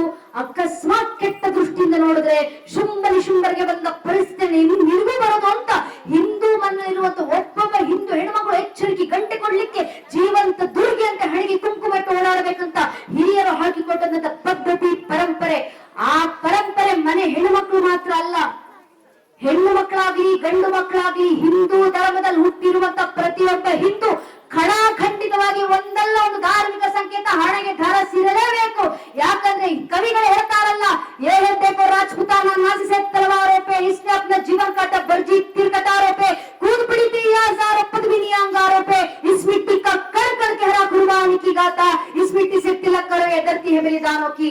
ಅರ್ಥಾತ್ ನಮ್ಮ ಮೇಲಾದಂತ ಸಾವಿರಾರು ವರ್ಷಗಳ ದಾಳಿಗಳ ನಂತರವೂ, ನೂರಾರು ಜನಾಂಗಗಳ ಆಕ್ರಮಣಗಳ ನಂತರವೂ, ಅಸಂಖ್ಯ ಕಷ್ಟ ನಷ್ಟಗಳ ನಡುವೆಯೂ ಇವತ್ತಿಗೂ ತಲೆ ಎತ್ತಿ ತೊದವೆತ್ತಿ ನಿಂತಿರುವಂತ, ಮೃತ್ಯುವನ್ನು ಮಣಿಸಿ ಬದುಕ್ತಿರುವಂತ ಮೃತ್ಯುಂಜಯ ಸನಾತನ ಹಿಂದೂ ಧರ್ಮದ ಪರಂಪರೆ ಉತ್ತರಾಧಿಕಾರಿಯಾಗಿ ವಾರಸುದಾರನಾಗಿ ನಾನೊಬ್ಬ ಹಿಂದೂ ಇವತ್ತಿಗೂ ಜಗತ್ತಿನ ಜೀವಂತ ಇದೆಯೇ ಅಂತ ಜಗತ್ತಿನ ಮುಂದೆ ಸಾರಿ ಸೇರಿ ಹೇಳ್ಕೊಳ್ಳಿಕ್ಕೆ ಇರುವಂತ ಒಂದು ಸ್ವಾಭಿಮಾನದ ಸಂಕೇತ, ಹಣೆಗೆ ಧರಿಸುವಂತ ಧಾರ್ಮಿಕ ಸಂಕೇತ. ಭಸ್ಮವನ್ನು ತಂದು ಹಣೆ ಕಳ್ಕೊಂಡಂತವ್ರು ನಾವು ವಿಭೂತಿ ರೂಪದಲ್ಲಿ. ಯಾಕೆ ಭಸ್ಮ? ಭಸ್ಮ ಯಾವುದರ ಸಂಕೇತ? ನಾಶದ ಸಂಕೇತ, ಸಾವಿನ ಸಂಕೇತ. ಜಗತ್ತಿನಲ್ಲಿರುವಂತ ಸಮಸ್ತ ಸೃಷ್ಟಿ ಕೊನೆಗೊಂದು ನಾವು ಇಕ್ಕಿರೋದು ನಾಶವೇ ಅಂತ ನಂಬಿದವರು ನಾವು. ಯಾವ ಸಾವು ನಾಶವನ್ನ ಕಂಡ್ರೆ ಇಡೀ ಜಗತ್ತೇ ಭಯ ಬಿತ್ತು ಬೆನ್ ತಿರುಗಿಸಿ ಓಡುತ್ತೋ ಆ ಸಾವನ್ನು ಹುಡುಕಿಕೊಂಡು ಹೋಗಿ ಅದರ ಸಂಕೇತವಾಗಿರುವಂತ ಭಸ್ಮವನ್ನು ತಂದು ಹಣೆ ಕಳ್ಕೊಂಡ್ವಿ ನಾವು. ರುದ್ರಾಭಿಷೇಕದ ಸಂದರ್ಭದಲ್ಲಿ ಮೃತ್ಯುವೇ ಸ್ವ ಮೃತ್ಯುವೇ ಸ್ವ ಮೃತ್ಯುವೇ ಸ್ವ ಅಂತ ಮೃತ್ಯುವಿಗೆ ಆಹ್ವಾನವನ್ನು ಕೊಟ್ಟು ಮೃತ್ಯುರ್ವೇ ಪಾಯಿ ಅಂತ ಮೃತ್ಯುವಿಗೂ ಮೃತ್ಯುಂಜಯನಾದಂತ ಭಗವಂತ ಒಬ್ಬ ಇದ್ದಾನ ಅಂತ ಹೇಳಿ ತ್ರಿಪುಂಡ ಧಾರಣೆ ಅಂತ ಹೇಳ್ತೀವಿ. ಮೂರಾಕಾರದಲ್ಲಿ ವಿಭೂತಿ ಮಾಡಿರೋದು. ಯಾಕೆ ಮೂರಾಕಾರದಲ್ಲಿ? ಮೂರು ಲೋಕಗಳಲ್ಲೂ, ಮೂರು ಸ್ಥಿತಿಗಳಲ್ಲೂ, ಮೂರು ಅವಸ್ಥೆಗಳಲ್ಲೂ, ಮೂರು ಪ್ರಳಯಗಳಲ್ಲೂ, ಮೂರು ದಿನಾಂಕಗಳಲ್ಲೂ ನಿನ್ನ ರಕ್ಷಣೆ ಮಾಡುವಂತ ಯಾವುದಾದ್ರೂ ಶಕ್ತಿ ಜಗತ್ತಿನಲ್ಲಿದ್ರೆ ನಿನ್ನ ಬೆನ್ನಿಗೆ ನಿನ್ನ ರಕ್ಷಣೆ ಮಾಡ್ಲಿಕ್ಕೆ ನಾನೊಬ್ಬ ನಿಂತಿದ್ದೀನಿ ಅಂತ ಆ ಶರಣ ಬಸವೇಶ್ವರ ದೇವರ ನಮಗೆ ಕೊಟ್ಟಂತ ಪ್ರಮಾಣದ ಸ್ವರೂಪ ಹಣೆಗೆ ಬರುವಂತ ಮೂರು ತಿಲಕ, ತ್ರಿಪುಂಡ ಧಾರಣೆ, ವಿಭೂತಿ. ಇದು ನಮ್ಮ ಪರಂಪರೆ. ಇಂಥ ಪರಂಪರೆ ಹಿಂದೂ ಧರ್ಮದಲ್ಲಿ ಹುಟ್ಟಿ ನನ್ನ ಮನೆ ಮಕ್ಕಳಿಗೆ ನಾನು ಕಲಿಸ್ಕೊಟ್ಟಿಲ್ಲ, ಇನ್ಯಾರು ಕಲಿಸಿಕೊಡ್ತಾರೆ? ಹಿಂದೂ ಧರ್ಮದಲ್ಲಿ ಹುಟ್ಟಿ ನನ್ನ ಧಾರ್ಮಿಕ ಸಂಕೇತ ಸ್ವಾಭಿಮಾನದಿಂದ ನಾನು ಹಣೆ ಧರಿಸಲಿಲ್ಲ, ಇನ್ಯಾರು ಧರಿಸ್ತಾರೆ? ಹಿಂದೂ ಧರ್ಮದ ಹುಟ್ಟಿ ನನ್ನ ದೇವಸ್ಥಾನಕ್ಕೆ ನಾನು ಬರ್ಲಿಲ್ಲ, ಇನ್ಯಾರು ಬರ್ತಾರೆ? ಹಿಂದೂ ಧರ್ಮದ ಹುಟ್ಟಿ ನನ್ನ ಭಜನೆಗಳ ನಾನು ಹಾಡಲಿಲ್ಲ, ಇನ್ಯಾರು ಹಾಡ್ತಾರೆ? ಹಿಂದೂ ಧರ್ಮದ ಹುಟ್ಟಿ ನನ್ನ ವಚನಗಳ ನಾನು ಹೇಳಲಿಲ್ಲ, ಇನ್ಯಾರು ಹೇಳ್ತಾರೆ? ಹಿಂದೂ ಧರ್ಮದ ಹುಟ್ಟಿ ನನ್ನ ದಾಸ ಶ್ರೇಷ್ಠರ ಪರಂಪರೆ ನಾನು ಜೀವಂತವಾಗಿರಲಿಲ್ಲ, ಇನ್ಯಾರು ಜೀವಂತವಾಗಿರ್ತಾರೆ? ಹಿಂದೂ ಧರ್ಮದ ಹುಟ್ಟಿ ನನ್ನ ಧರ್ಮ ಗ್ರಂಥಗಳ ನಾನು ಅಧ್ಯಯನ ಮಾಡಲಿಲ್ಲ, ಇನ್ಯಾರು ಅಧ್ಯಯನ ಮಾಡ್ತಾರೆ? ಹಿಂದೂ ಧರ್ಮದ ಹುಟ್ಟಿ ನನ್ನ ಧಾರ್ಮಿಕ ಸಭೆಗೆ ನಾನು ಬಂದು ಭಾಗವಹಿಸಲಿಲ್ಲ, ಇನ್ಯಾರು ಬಂದು ಕೂರ್ತಾರೆ? ಹಿಂದೂ ಧರ್ಮದ ಹುಟ್ಟಿ ನನ್ನ ಧರ್ಮ ಸಂಸ್ಕಾರ ನನ್ನ ಮನೆ ಮಕ್ಕಳಿಗೆ ನಾನು ಕೊಡ್ಲಿಲ್ಲ, ಇನ್ಯಾರು ಕೊಡ್ತಾರೆ? ಹಿಂದೂ ಧರ್ಮದ ಹುಟ್ಟಿ ನನ್ನ ಪರಂಪರೆ ನಾನು ಪ್ರತಿಷ್ಠಾಪಿಸಲಿಲ್ಲ, ಇನ್ಯಾರು ಪ್ರತಿಷ್ಠಾಪನೆ ಮಾಡ್ತಾರೆ? ಹಿಂದೂ ಧರ್ಮದ ಹುಟ್ಟಿ ನನ್ನ ಆಚರಣೆ ನಾನು ಆಚರಿಸಲಿಲ್ಲ, ಇನ್ಯಾರು ಆಚರಿಸ್ತಾರೆ? ಹಿಂದೂ ಧರ್ಮದ ಹುಟ್ಟಿ ನನ್ನ ಸಂಭ್ರಮಗಳನ್ನು ನಾನು ಸಂಭ್ರಮಿಸಲಿಲ್ಲ, ಇನ್ಯಾರು ಸಂಭ್ರಮಿಸ್ತಾರೆ? ಹಿಂದೂ ಧರ್ಮದ ಹುಟ್ಟಿ ನನ್ನ ಪರಂಪರೆ ನಾನು ಉಳಿಸ್ಕೊಳ್ಳಿಲ್ಲ, ಇನ್ಯಾರು ಉಳಿಸ್ತಾರೆ? ಸ್ವಾಮಿ, ಹಿಂದೂ ಧರ್ಮದಲ್ಲಿ ಹಿಂದುವಾಗಿ ಹುಟ್ಟಿ ಹಿಂದೂ ಧರ್ಮ ರಕ್ಷಣೆಗೆ ನಾನು ನೀವುಗಳು ಮುಂದೆ ಬರ್ತಿಲ್ಲ, ಇನ್ಯಾರು ಮುಂದೆ ಬರ್ತಾರೆ? ಇನ್ಯಾರು ನಮ್ಮ ಧರ್ಮ ಉಳಿಸ್ತಾರೆ? ಇನ್ಯಾರು ನಮ್ಮ ಪರಂಪರೆ ರಕ್ಷಣೆ ಮಾಡ್ತಾರೆ? ಬೇರೆ ಯಾರೂ ಬರೋದಿಲ್ಲ. ಇಲ್ಲಿ ಕೂತಿರುವಂತ ನನ್ನ ನಿಮ್ಮ ಜನ್ಮ ಸಿದ್ಧ ಜವಾಬ್ದಾರಿ ನಮ್ಮ ಧರ್ಮ ಪರಂಪರೆ ಉಳಿದು ನಾವೇ ಇದನ್ನ ರಕ್ಷಣೆ ಮಾಡಬೇಕು, ನಾವೇ ಇದನ್ನ ಮುಂದಿನ ಪೀಳಿಗೆಗೆ ತಲುಪಿಸಿ ಹೋಗಬೇಕು. ಆದ್ರೆ ನಮ್ಮದೇ ಹಿಂದೂ ಪೋಷಕರ ಒಂದು ಪ್ರಶ್ನೆ ಇದೆಯಲ್ಲ, ನಮ್ಮ ಮಕ್ಕಳ ದೇವಸ್ಥಾನಕ್ಕೆ ಹೋಗಬೇಕು, ನಮ್ಮ ಮಕ್ಕಳ ಭಜನೆ ಹಾಡಬೇಕು, ನಮ್ಮ ಮಕ್ಕಳನ್ನ ಕಾನ್ವೆಂಟ್ ಕಳಿಸ್ತಿದ್ದೀವಿ, ಲಕ್ಷ ಲಕ್ಷ ಫೀಸ್ ಕಟ್ತೀವಿ. ನಮ್ಮ ಮಕ್ಕಳು ಚೆನ್ನಾಗಿ ಇಂಗ್ಲಿಷ್ ನಲ್ಲಿ ಮಾತಾಡಿದ್ರೆ ಸಾಕು, ನಮಗೆ 40,000 ಸಂಬಳ ತಗೊಂಡು ಜೀವನದಲ್ಲಿ ಸೆಟ್ಲ್ ಆದ್ರೆ ಸಾಕು. ಇದಕ್ಕಿಂತ ಜೀವನ ಏನೈತಿಯಪ್ಪ? ದೇಶ ಧರ್ಮ ಕಟ್ಕೊಂಡು ನನಗೇನೋ ನಮ್ಮ ಮಕ್ಕಳಿಗೇನೋ ಅನ್ನೋ ಪ್ರಶ್ನೆ ಹಿಂದೂ ಪೋಷಕರಲ್ಲೇ. ಯಾಕೆ ದೇವಸ್ಥಾನಕ್ಕೆ ಬರ್ಬೇಕು ಮಕ್ಕಳು? ಯಾಕೆ ಭಜನೆ ಹಾಡಬೇಕು? ಯಾಕೆ ಮಕ್ಕಳನ್ನ ದೇವಸ್ಥಾನಕ್ಕೆ ಕರ್ಕೊಂಡು ಬನ್ನಿ ಪುರಾಣ ಪ್ರವಚನ ಕೇಳಿಸಿ ಭಜನೆ ಹಾಡಿಸಿ ಅಂತ ಹೇಳ್ತಿರೋದಂದ್ರೆ ದೇಶ ರಕ್ಷಣೆಗಲ್ಲ ಸ್ವಾಮಿ, ಧರ್ಮ ರಕ್ಷಣೆಗೂ ಅಲ್ಲ, ಕನಿಷ್ಠ ಪಕ್ಷ ಸ್ವಾರ್ಥಕ್ಕೋಸ್ಕರ. ನಮ್ಮದೇ ಕರ್ನಾಟಕದ ಬೆಳಗಾವಿ ಆಸ್ಪತ್ರೆ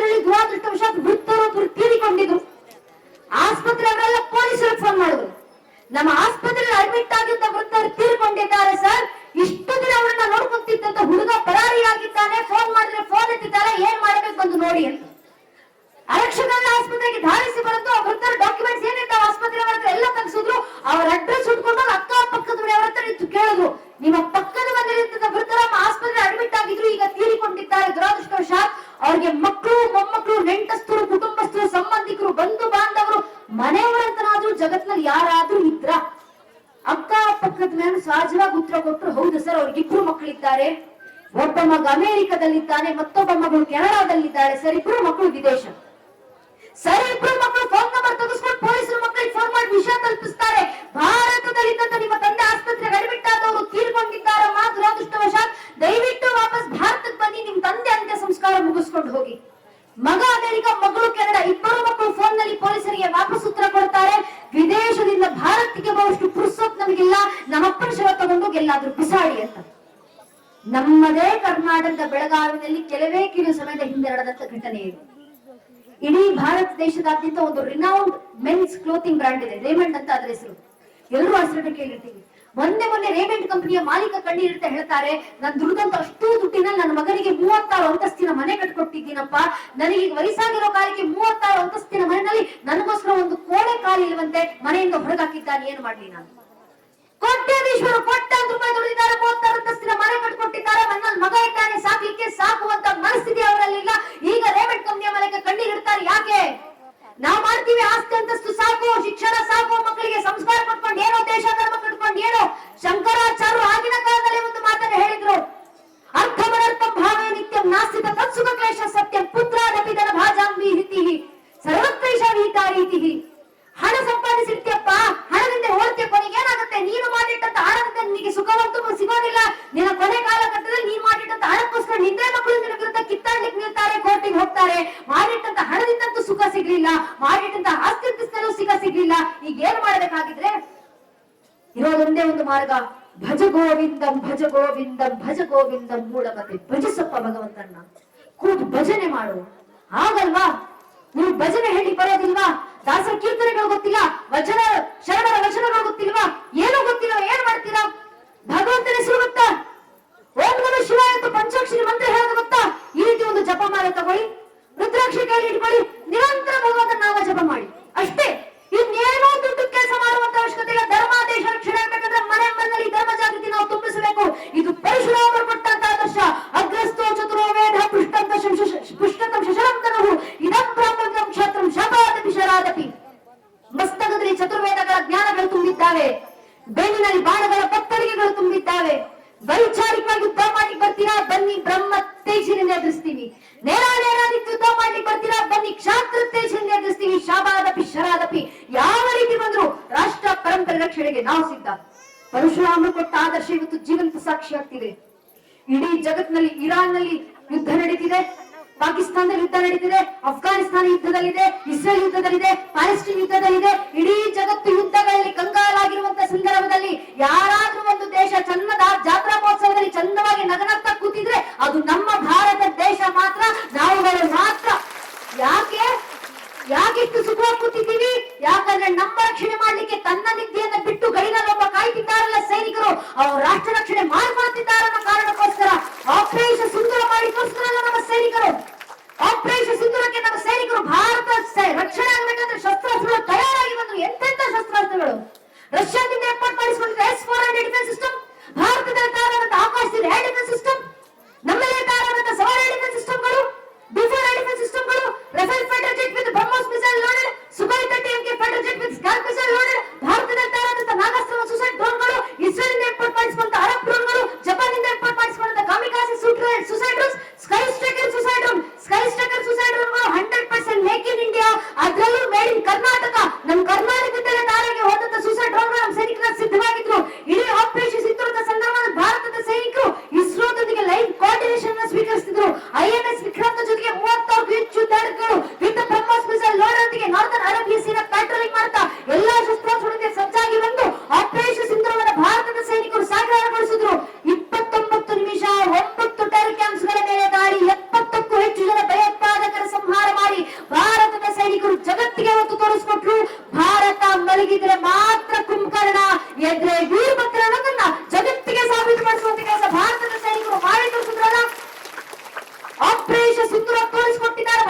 ಸೈನಿಕರು ರಾಷ್ಟ್ರ ರಕ್ಷಣೆ ಮಾಡ್ಕೊಳ್ತಿದ್ದೀವಿ.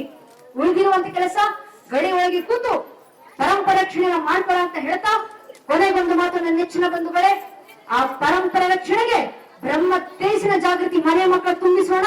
ಯಾವ ಮಟ್ಟ ಬಂದ್ರೆ ಮುಂದೊಂದು ದಿನ ನಮಗೆ ಪ್ರಶ್ನೆ ಮಾಡ್ತಾರಲ್ಲ, ನೀವು ಜಾತ್ರಾ ಮಹೋತ್ಸವ ಮಾಡ್ತೀರಾ, ಇವೆಲ್ಲ ಮೂಢನಂಬಿಕೆ, ಇವೆಲ್ಲ ಕಾಲ್ಪನಿಕ. ನೀವು ಗಣೇಶನ ಪೂಜೆ ಮಾಡ್ತೀರಾ, ನಿಮ್ ಗಣೇಶನಿಗೆ ಏನಕ್ಕೆ ಆನೆ ಮುಖ. ನೀವು ಹನುಮಂತ ಪೂಜೆ ಮಾಡ್ತೀರಾ, ಹನುಮಂತನಿಗೆ ಏನಕ್ಕೆ ಕಪಿ ಮುಖ. ಹನುಮಂತ ರಾಮ ಭಕ್ತ ಅಂತ ಕರಿತೀರಾ, ರಾಮನಲ್ಲಿ ಹುಟ್ಟಿದ್ರು ಮಾತ್ರ ಏನು ಸಾಕ್ಷಿ ಪ್ರಶ್ನೆ ಮಾಡ್ತಾರೆ. ಮುಂದೊಂದು ದಿನ ಈ ಪ್ರಶ್ನೆಗಳು ನಮ್ಮ ಮನೆಯ ಮಕ್ಕಳವರೆಗೂ ಬಂದು ಕೂತಾಗ ಮನೆಯ ಮಕ್ಕಳಲ್ಲಿ ಯಾವ ಮಟ್ಟದ ವೈಚಾರಿಕ ಜಾಗೃತಿ ತುಂಬಿರಬೇಕಂದ್ರೆ ಒಂದೊಂದು ಹಿಂದೂ ಮನೆ ಮಗು ಎದೆಪ್ಪಿಸ್ಕೊಳ್ಳಿ ಕಟ್ಕೊಂಡು ಉತ್ತರ ಬರಬೇಕು. ಪ್ರಭು ಶ್ರೀರಾಮಚಂದ್ರ ಅಸ್ತಿತ್ವಕ್ಕೆ ಮಾತ್ರ ಅಲ್ಲಪ್ಪ, ಬೇಕಾದ್ರೆ ಇಡೀ ಶ್ರೀರಾಮಚಂದ್ರರ ವಂಶವೃಕ್ಷದ ಅಸ್ತಿತ್ವಕ್ಕೆ ನಾವು ಸಾಕ್ಷ್ಯನ ಕೊಡಬಲ್ಲೆ. ನಮ್ಮ ಮಕ್ಕಳ ಬಾಯಿಂದ ಬರಬೇಕಾದ ಉತ್ತರ ಜಗನ್ಮಾತೆಯ ಭಗವಂತನ ಆ ಶರಣಬಸವೇಶ್ವರ ದೇವರ ಕೃಪಾ ಕಟಾಕ್ಷದಿಂದ ಮೊದಲಿಗೆ ಬಂದದ್ದು ಶ್ರೀಹರಿ.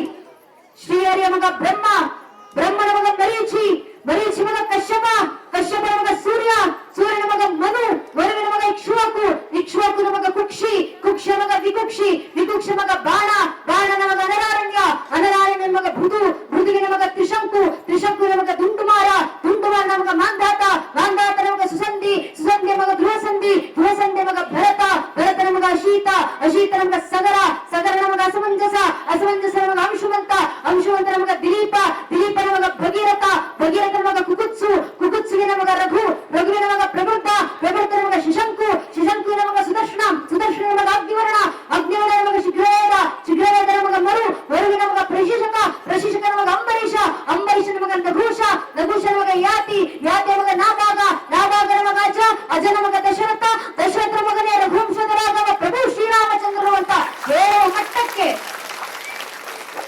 ಮನೆ ಮನೆಯ ಒಂದೊಂದು ಹಿಂದೂ ಮಗುವಿನಲ್ಲೂ ಇಷ್ಟು ವೈಚಾರಿಕ ಜಾಗೃತಿ ತಾಯಂದ್ರು ತುಂಬಿ ಸಾಕು, ಅವರಿಗೆ ಪ್ರೇರಣೆಗಳನ್ನ ಕೊಡಿ ಸಾಕು. ನಮ್ಮ ತಾಯಂದ್ರು ಇವತ್ತಿಗೂ ನಂದಗಳ ಗ್ರಾಮಕ್ಕೆ ಹೋಗಿ ಸಂಗೊಳ್ಳಿ ರಾಯಣ್ಣರವರನ್ನ ಬ್ರಿಟಿಷರು ನೇರಗಂಬ ಕೇರಿಸಿದಂತ ವೃಕ್ಷಕ್ಕೆ ತೊಟ್ಟಿಲ್ ಕಟ್ಟಿ ಬರ್ತಾರೆ. ಮೋಸದಿಂದ ಸಂಗೊಳ್ಳಿ ರಾಯಣ್ಣರವರ ಬ್ರಿಟಿಷರು ಅವರನ್ನ ನೇರಗಂಬ ಕೇರಿಸಿದಂತ ಆಲದ ಮರಕ್ಕೆ ಇವತ್ತಿಗೂ ತೊಟ್ಟಿಲ್ ಕಟ್ಟಿ ಬರ್ತಾರೆ ನಮ್ಮ ತಾಯಂದ್ರು. ಯಾಕೆ ಗೊತ್ತೇ? ಮನೆಯಲ್ಲಿ ಮಗು ಹುಟ್ಟಿದ್ರೆ ಸಂಗೊಳ್ಳಿ ರಾಯಣ್ಣರಂತ ದೇಶಭಕ್ತ ಮಗು ಮನೆಯಲ್ಲಿ ಹುಟ್ಟಿ ಅನ್ನೋ ಕಾರಣಕ್ಕೆ ಆ ಪ್ರೇರಣೆ ನಮ್ಮ ತಾಯಂದ್ರು ನಮಗೆ ಕೊಟ್ಟರು ಮನೆ ಮನೆಗಳಲ್ಲಿ. ಆ ಪ್ರೇರಣೆ ಮಕ್ಕಳಿಗೆ ಕೊಡಿ, ಅಷ್ಟು ಧರ್ಮ ಜಾಗೃತಿ ತಾಯಂದ್ರು ಮೂಡಿಸಿ ಧರ್ಮ ರಕ್ಷಣೆ ತನ್ನ ತಾನೇ ಆಗುತ್ತೆ. ಇಷ್ಟಕ್ಕೆ ನಮ್ ಕೈಲಾಗುವಂತ ಕೆಲಸ ನಿಮಗೆ ಮಾತಾಡ್ಲಿಕ್ಕಾಗಿದ್ರೆ ದಯವಿಟ್ಟು ಮಾತಾಡಿ, ಮನೆ ಮಕ್ಕಳ ಜೊತೆ ಮಾತಾಡಿ, ಕುಟುಂಬದ ಜೊತೆ ಮಾತಾಡಿ, ಧರ್ಮ ಜಾಗೃತಿ ಮೂಡಿಸಿ. ಹಾಡ್ಲಿಕ್ಕಾದ್ರೆ ಭಜನೆಗಳನ್ನ ಹಾಡಿ, ವಚನಗಳನ್ನ ಹಾಡಿ ಧರ್ಮ ಜಾಗೃತಿ ಮೂಡಿಸಿ. ಬರಲಿಕ್ಕಾದ್ರೆ ನೈಜ ಇತಿಹಾಸ ದಾಖಲಿಸಿ ಬರೆದು ಧರ್ಮ ಜಾಗೃತಿ ಮೂಡಿಸಿ. ಸಮಯ ಕೊಡ್ಲಿಕ್ಕಾಗುತ್ತೆ ದಯವಿಟ್ಟು ಮನೆ ಧಾರ್ಮಿಕ ಸಮಯದಲ್ಲಿ ಕೂಡಿ ಸಮಯವನ್ನು ಕೊಡಿ, ಧರ್ಮ ಜಾಗೃತಿ ಮೂಡಿಸಿ. ಶ್ರಮ ಹಾಕ್ಲಿಕ್ಕಾಗದ್ರೆ ದೇವಸ್ಥಾನದ ಕಾರ್ಯಕ್ಕೆ ಶ್ರಮವನ್ನು ಹಾಕಿ ಧರ್ಮ ಜಾಗೃತಿಯನ್ನು ಮೂಡಿಸಿ. ಹಣ ಕೊಡ್ಲಿಕ್ಕಾದ್ರೆ ಊರಿನ ದೇವಸ್ಥಾನ ಮಠಮಂದಿರಗಳಿಗೆ ಆರ್ಥಿಕ ಸಹಾಯವನ್ನು ಮಾಡಿ ಧರ್ಮ ಜಾಗೃತಿ ಮೂಡಿಸಿ. ಯಾವುದು ಆಗ್ಲಿಲ್ವಾ ಕನಿಷ್ಠ ಪಕ್ಷ ನಿಂತು ದೇಶ ಧರ್ಮ ಪರವಾಗಿ ಒಂದು ಜೈಕಾರ ಹಾಕ್ಲಿಕ್ಕಾಗುತ್ತಾ ದೇಶ ಧರ್ಮ ಪರವಾಗಿ ಒಂದು ಜೈಘೋಷ ಹಾಕಿ ಧರ್ಮ ಜಾಗೃತಿ ಮೂಡಿಸಿ. ಅದು ಆಗ್ಲಿಲ್ಲ ಅಂದ್ರೂ ಪರವಾಗಿಲ್ಲ, ಯಾರಾದ್ರೂ ಇತ್ತು ದೇಶ ಧರ್ಮ ಪರವಾಗಿ ಜೈಕಾರ ಹಾಕಿದ್ರೆ ಅವರ ಪಕ್ಕದಲ್ಲ ನಿಂತ್ಕೊಂಡು ಕೈ ಎತ್ತೋಣ ಸಾಕು. ನಾವು ದೇಶ ಧರ್ಮಕ್ಕೆ ಕೊಡುವಂತ ಕೊಡುಗೆ ಇಷ್ಟೇ, ಇಷ್ಟನ್ನು ಒಬ್ಬೊಬ್ಬರು ಹಿಂದೂ ಮಾಡಿದ್ರೆ ಸಾಕು. ಧರ್ಮ ಜಾಗೃತಿ ತನ್ನಿಂದ ತಾನೇ ಆಗುತ್ತೆ, ರಾಷ್ಟ್ರದ ಪರಂಪರೆ ಸುಭದ್ರತೆ ತನ್ನಿಂದ ತಾನೇ ವೈಚಾರಿಕವಾಗಿ ಸಾಕಾರಗೊಳ್ಳುತ್ತೆ ಅಂತ ನಮ್ಮಲ್ಲಿ ಕೇಳ್ಕೊಳ್ತಾ ನಂಗೆರಡು ಮಾತುಗಳನ್ನು ಆಡ್ಲಿಕ್ಕೆ ಅವಕಾಶ ಮಾಡಿಕೊಟ್ಟಿರುವಂತ ಸಮಿತಿಯ ಸಂಘಟನೆ ಎಲ್ಲ ಹಿರಿಯರಿಗೆ, ಊರಿನ ಗ್ರಾಮಸ್ಥರಿಗೆ, ಹಿರಿಯರಿಗೆ, ವಿಶೇಷವಾಗಿ ಕಾರ್ಯಕ್ರಮ ಆಯೋಜನೆ ಮಾಡಲಿಕ್ಕೆ ಶ್ರಮಿಸಿರುವಂತ ನೆಚ್ಚಿನ ಕಾರ್ಯಕರ್ತ ಅಣ್ಣಂದಿರಿಗೆ, ಊರಿನಲ್ಲಿ ಒಂದು ಧಾರ್ಮಿಕ ಸಭೆ ಆಯೋಜನೆ ಮಾಡ್ಬೇಕಂದ್ರೆ ವಾರಗಟ್ಲೆ ತಿಂಗಳಗಟ್ಲೆ ಮನೆ ಬಿಟ್ಟು ಊಟ ಬಿಟ್ಟು ನಿದ್ದೆಗೆಟ್ಟು ಅವ್ರಿಗೇನ್ ಮನೇಲಿ ಕೆಲಸ ಇಲ್ಲ ಅಂತಲ್ಲ. ಮನೆಯಲ್ಲಿ 108 ಕೆಲಸ ಇದ್ರು ಮನೆ ಕೆಲಸ ಆಮೇಲೆ ಮೊದಲು ಧರ್ಮದ ಕೆಲಸ, ದೇಶದ ಕೆಲಸ, ದೇವಸ್ಥಾನದ ಕೆಲಸ, ಊರಿನ ಜನರ ಜಾಗೃತಿ ಕೆಲಸ ಆಗ್ಬೇಕಂತ ವೈಯಕ್ತಿಕ ಕೆಲಸ ಬದಿಗಿಟ್ಟು ಬಂದು ಧರ್ಮದ ಕೆಲಸ ಮಾಡ್ತಿರ್ತಾರೆ. ಮಧ್ಯರಾತ್ರಿ 12 ಗಂಟೆ, ಬೆಳಗಿನ ಜಾವ 2-6 ಗಂಟೆವರೆಗೂ ಊರು ತುಂಬಾ ಕೇಸರಿ ತೋರಣ, ಬಂಟಿಂಗ್ಸು, ಬ್ಯಾನರ್ ಗಳನ್ನ ಕಟ್ಕೊಂಡು ನಿಂತಿರ್ತಾರೆ. ಯಾರಿಗೋಸ್ಕರ ಮಾಡುವಂತ ಕೆಲಸ? ಮನೆ ಕಾರ್ಯಕ್ರಮ ಆದ್ರೂ ಇನ್ನೊಬ್ಬರನ್ನ ನಾವು ಕರೀಲಿಕ್ಕೆ ಹೋಗ್ತೀವಿ ಗೊತ್ತಿಲ್ಲ. ಆದ್ರೆ ತನ್ನ ಮನೆಯದೆಲ್ಲದ ಊರಿನ ಕಾರ್ಯಕ್ರಮ ಅಂತ ಬಂದಾಗಲೂ ಕೂಡ ಪ್ರತಿಯೊಬ್ಬರ ಮನೆ ಮುಂದೆ ಬಂದು ನಿಂತು ಕೇಳಿರ್ತಾರೆ, ಧರ್ಮದ ಕೆಲಸ ಮಾಡ್ತಿದ್ದೀವಿ, ನಿಮ್ಮ ಕೈಲಾಗುವಂತ ಸಹಕಾರ ಮಾಡಿ. ಏನೂ ಆಗ್ಲಿಲ್ಲ ಅಂದ್ರೆ ಬಂದು ಧರ್ಮ ಸಭೆಯಲ್ಲಿ ಕೂಡಿ ಸಾಕು ತಾಯಿ, ಬಂದ ಧರ್ಮ ಜಾಗೃತಿ ಮೂಡಿಸಿ, ಸಂಸ್ಕಾರ ತುಂಬಿಸಿ ಅಂತ ಕೇಳ್ಕೊಂಡಿರ್ತಾರಲ್ಲ. ಅಷ್ಟು ನಿಸ್ವಾರ್ಥವಾಗಿ ಧರ್ಮಕ್ಕೋಸ್ಕರ ಕೆಲಸ ಮಾಡುವಂತ ನಮ್ಮ ಕಾರ್ಯಕರ್ತ ಅಣ್ಣಂದರಿಗೆ ನಾವು ಏನ್ ಗೌರವ ಸಲ್ಲಿಸ್ಲಿಕ್ಕೆ ಸಾಧ್ಯ? ಸೇರಿರುವಂತ ಸಾವಿರಾರು ಜನ ಹಿಂದೂ ಬಾಂಧವರಲ್ಲಿ ಕೈ ಮುಗಿದು ವಿನಂತಿ, ದಯವಿಟ್ಟು ಕಾರ್ಯಕ್ರಮ ಮುಗಿಸ್ಕೊಂಡು ವಾಪಸ್ ಹೋಗೋಕ್ಕೂ ಮುಂಚೆ ನಿಮ್ಮ ಸುತ್ತಮುತ್ತ ಕಾರ್ಯಕ್ರಮಕ್ಕೆ ಜಾತ್ರಾ ಮಹೋತ್ಸವಕ್ಕೆ ಶ್ರಮಿಸಿರುವಂತ ಊರಿನ ಕಾರ್ಯಕರ್ತ ಅಣ್ಣಂದಿರಿದ್ದಾರೆ. ದಯವಿಟ್ಟು ಆ ಕಾರ್ಯಕರ್ತ ಅಣ್ಣಂದಿರ ಹತ್ರ ಹಿಂದೂ ಬಾಂಧವರು ಹೋಗಿ ಅವರ ಹೆಗಲ್ ತಟ್ಟಿ, ನಿನ್ನ ಮನೆಯ ವೈಯಕ್ತಿಕ ಕೆಲಸ ಬದಿಗಿಟ್ಟು ಬಂದು ದೇಶ ಧರ್ಮದ ಕೆಲಸ ಮಾಡ್ತಿದ್ಯಲ್ಲಪ್ಪ, ನಿನ್ನ ನೋಡಿದ್ರೆ ಹೆಮ್ಮೆ ಅನಿಸುತ್ತೆ ಅಂತ ಆ ಕಾರ್ಯಕರ್ತ ಅಣ್ಣಂದ್ರೆ ಹೆಗಲ್ ತಟ್ಟಿ ಶರಾಶ್ ಅಂತ ಹೇಳುವಾಗಿ ಸಾಕು. ಇಷ್ಟ ನಮ್ಮ ಕಾರ್ಯಕರ್ತ ಅಣ್ಣಂದಿರಿಗೆ ಕೊಡುವಂತ ಗೌರವ. ಶಾಸ್ತ್ರಕಾರ ಕೊಟ್ಟ ಮಾರ್ಗದರ್ಶನ, ಧರ್ಮ ರಕ್ಷತಿ ರಕ್ಷಿತ. ಯಾರು ಧರ್ಮ ರಕ್ಷಣೆ ಮಾಡ್ತಾರೋ ಅವರ ರಕ್ಷಣೆಗೆ ಧರ್ಮವೇ ನಿಂತಿರುತ್ತೆ. ದೇವಸ್ಥಾನದ ಕಾರ್ಯ ಮಾಡ್ತಿರುವಂತದ್ದು ಕಾರ್ಯಕರ್ತ ಅಣ್ಣಂದಿರ ಬೆಂಬಲಕ್ಕೆ, ರಕ್ಷಣೆಗೆ ಭಗವಂತನೇ ದೇವಸ್ಥಾನದಲ್ಲಿ ಅವರ ಬೆನ್ನಿಗೆ ನಿಂತಿರ್ತಾರೆ. ಧರ್ಮದ ಕೆಲಸ ಮಾಡ್ತಿರುವಂತ ಎಲ್ಲ ಕಾರ್ಯಕರ್ತ ಅಣ್ಣಂದಿರ ಬೆನ್ನಿಗೆ ನಾವೆಲ್ಲ ಧರ್ಮದ ಹಿಂದೂ ಬಾಂಧವರು ಒಬ್ಬರು ಬೆಂಬಲವಾಗಿ ನಿಲ್ಲೋಣ ಅಂತ ತಮ್ಮಲ್ಲಿ ಕೇಳ್ಕೊಳ್ತಾ, ಇಡೀ ಕಾರ್ಯಕ್ರಮವನ್ನು ಎಷ್ಟು ಅಚ್ಚುಕಟ್ಟಾಗಿ ಆಯೋಜನೆ ಮಾಡಲಿಕ್ಕೆ ಶ್ರಮಿಸಿರುವಂತ ನೆಚ್ಚಿನ ಕಾರ್ಯಕರ್ತ ಅಣ್ಣಂದಿರಿಗೆ ಶತಶತನಮನಗಳನ್ನು ಸಲ್ಲಿಸ್ತಾ, ಗುರು ಮಹಾರಾಜು ಶಾರದಾ ಮಾತನಾಡಿಕೆಯಲ್ಲಿ ಆಡಿಸಿರುವ ಹೆಣಿಸಿರುವ ಮಾತನ್ನು ಕೇಳಿಸ್ಕೊಂಡಂತ ಪರಂ ಪೂಜ್ಯ ವಿದ್ವತ್ ಗಣ್ಯರಿಗೆ, ದೇಶಭಕ್ತ ಬಾಂಧವರಿಗೆ, ತಾವು ಬರೋದಷ್ಟೇ ಅಲ್ಲದೆ ಮನೆ ಮಕ್ಕಳನ್ನು ಕರ್ಕೊಂಡು ಕುಟುಂಬ ಸಮೇತರಾಗಿ ಕಾರ್ಯಕ್ರಮದಲ್ಲಿ ಬಂದು ಕೂತು ಎಷ್ಟೇ ಸಮಯ ತಡ ಆದ್ರೂ ಕೂಡ ಮನೆ ಮಕ್ಕಳ ಧರ್ಮ ಜಾಗೃತಿ ಮೂಡಿಸಲಿಕ್ಕೆ ಸೇರುವಂತ ಸಾವಿರಾರು ಜನ ಹಿಂದೂ ತಾಯಿಂದ್ರಲ್ಲಿ, ಮಾತಾ ಭಗಿನಿಯರಲ್ಲಿ, ಇಂಥ ಸಂಸ್ಕಾರ ಇರುವಂತಹ ತಾಯಿಂದ್ರು ನಮ್ಮ ದೇಶದ ಮೂಲೆ ಮೂಲೆಯಲ್ಲಿ ಹುಟ್ಟಿದ್ರೆ ಸಾಕು, ದೇಶ ಯಾವುದೋ ಕಾಲಕ್ಕೆ ರಾಮರಾಜ್ಯ ಆಗ್ಬಿಡ್ತಿತ್ತು. ಅಂತ ತಾಯಿಂದ್ರು ಸೇರಿದ ಸಾವಿರಾರು ಜನ ತಾಯಿಂದಿಗೆ ನಮನಗಳನ್ನು ಸಲ್ಲಿಸ್ತಾ, ಎಲ್ಲ ಅಕ್ಕ ಅಣ್ಣಂದರಿಗೆ, ಕಾರ್ಯಕ್ರಮದಲ್ಲಿ ಸಹಕಾರ ನೀಡಿರುವಂತಹ ಆರಕ್ಷಕ ಬಂಧುಗಳಿಗೆ, ಪತ್ರಕರ್ತ ಬಾಂಧವರಿಗೆ ಹಾಗೂ ಎಲ್ಲ ಹಿರಿಕಿಯರ ಪಾದಗಳಿಗೆ ಮತ್ತೊಮ್ಮೆ ನನ್ನ ಹಣೆಚ್ಚಿ ನಮಸ್ಕರಿಸ್ತೇನೆ. ನನ್ನ ನೆಚ್ಚಿನ ಬಂಧುಗಳೇ, ಈಗ ಎಲ್ಲೊಮ್ಮೆ ಜೈಕಾರ ಹಾಕ್ಬಿಡೋಣ. ಸುತ್ತಮುತ್ತ ಹಿಂದೆ ಮುಂದಿರುವಂತಹ ಸಮಸ್ತ ಹಿಂದೂ ಬಾಂಧವರು ದಯವಿಟ್ಟು ಎರಡೂ ಕೈಗಳನ್ನ ಗಾಳಿಯಲ್ಲಿ ತೂರ್ತಾ ಉಚ್ಚ ಕಂಡಂತ ನನ್ನ ಜೊತೆ ದೇಶಕ್ಕೆ ಜೈಘೋಷ ಹಾಕಿ, ಭಾರತ್ ಮಾತಾ ಕೀ ನಮಃ ಪಾರ್ವತಿ ಪದೇ ಹರ ಹರ. ಜೈ ಹಿಂದ್, ವಂದೇ ಮಾತರಂ. ಹರಿ ಓಂ ತತ್ಸತ್. ಶ್ರೀರಾಮಕೃಷ್ಣ ಅರ್ಪಣಮಸ್ತು.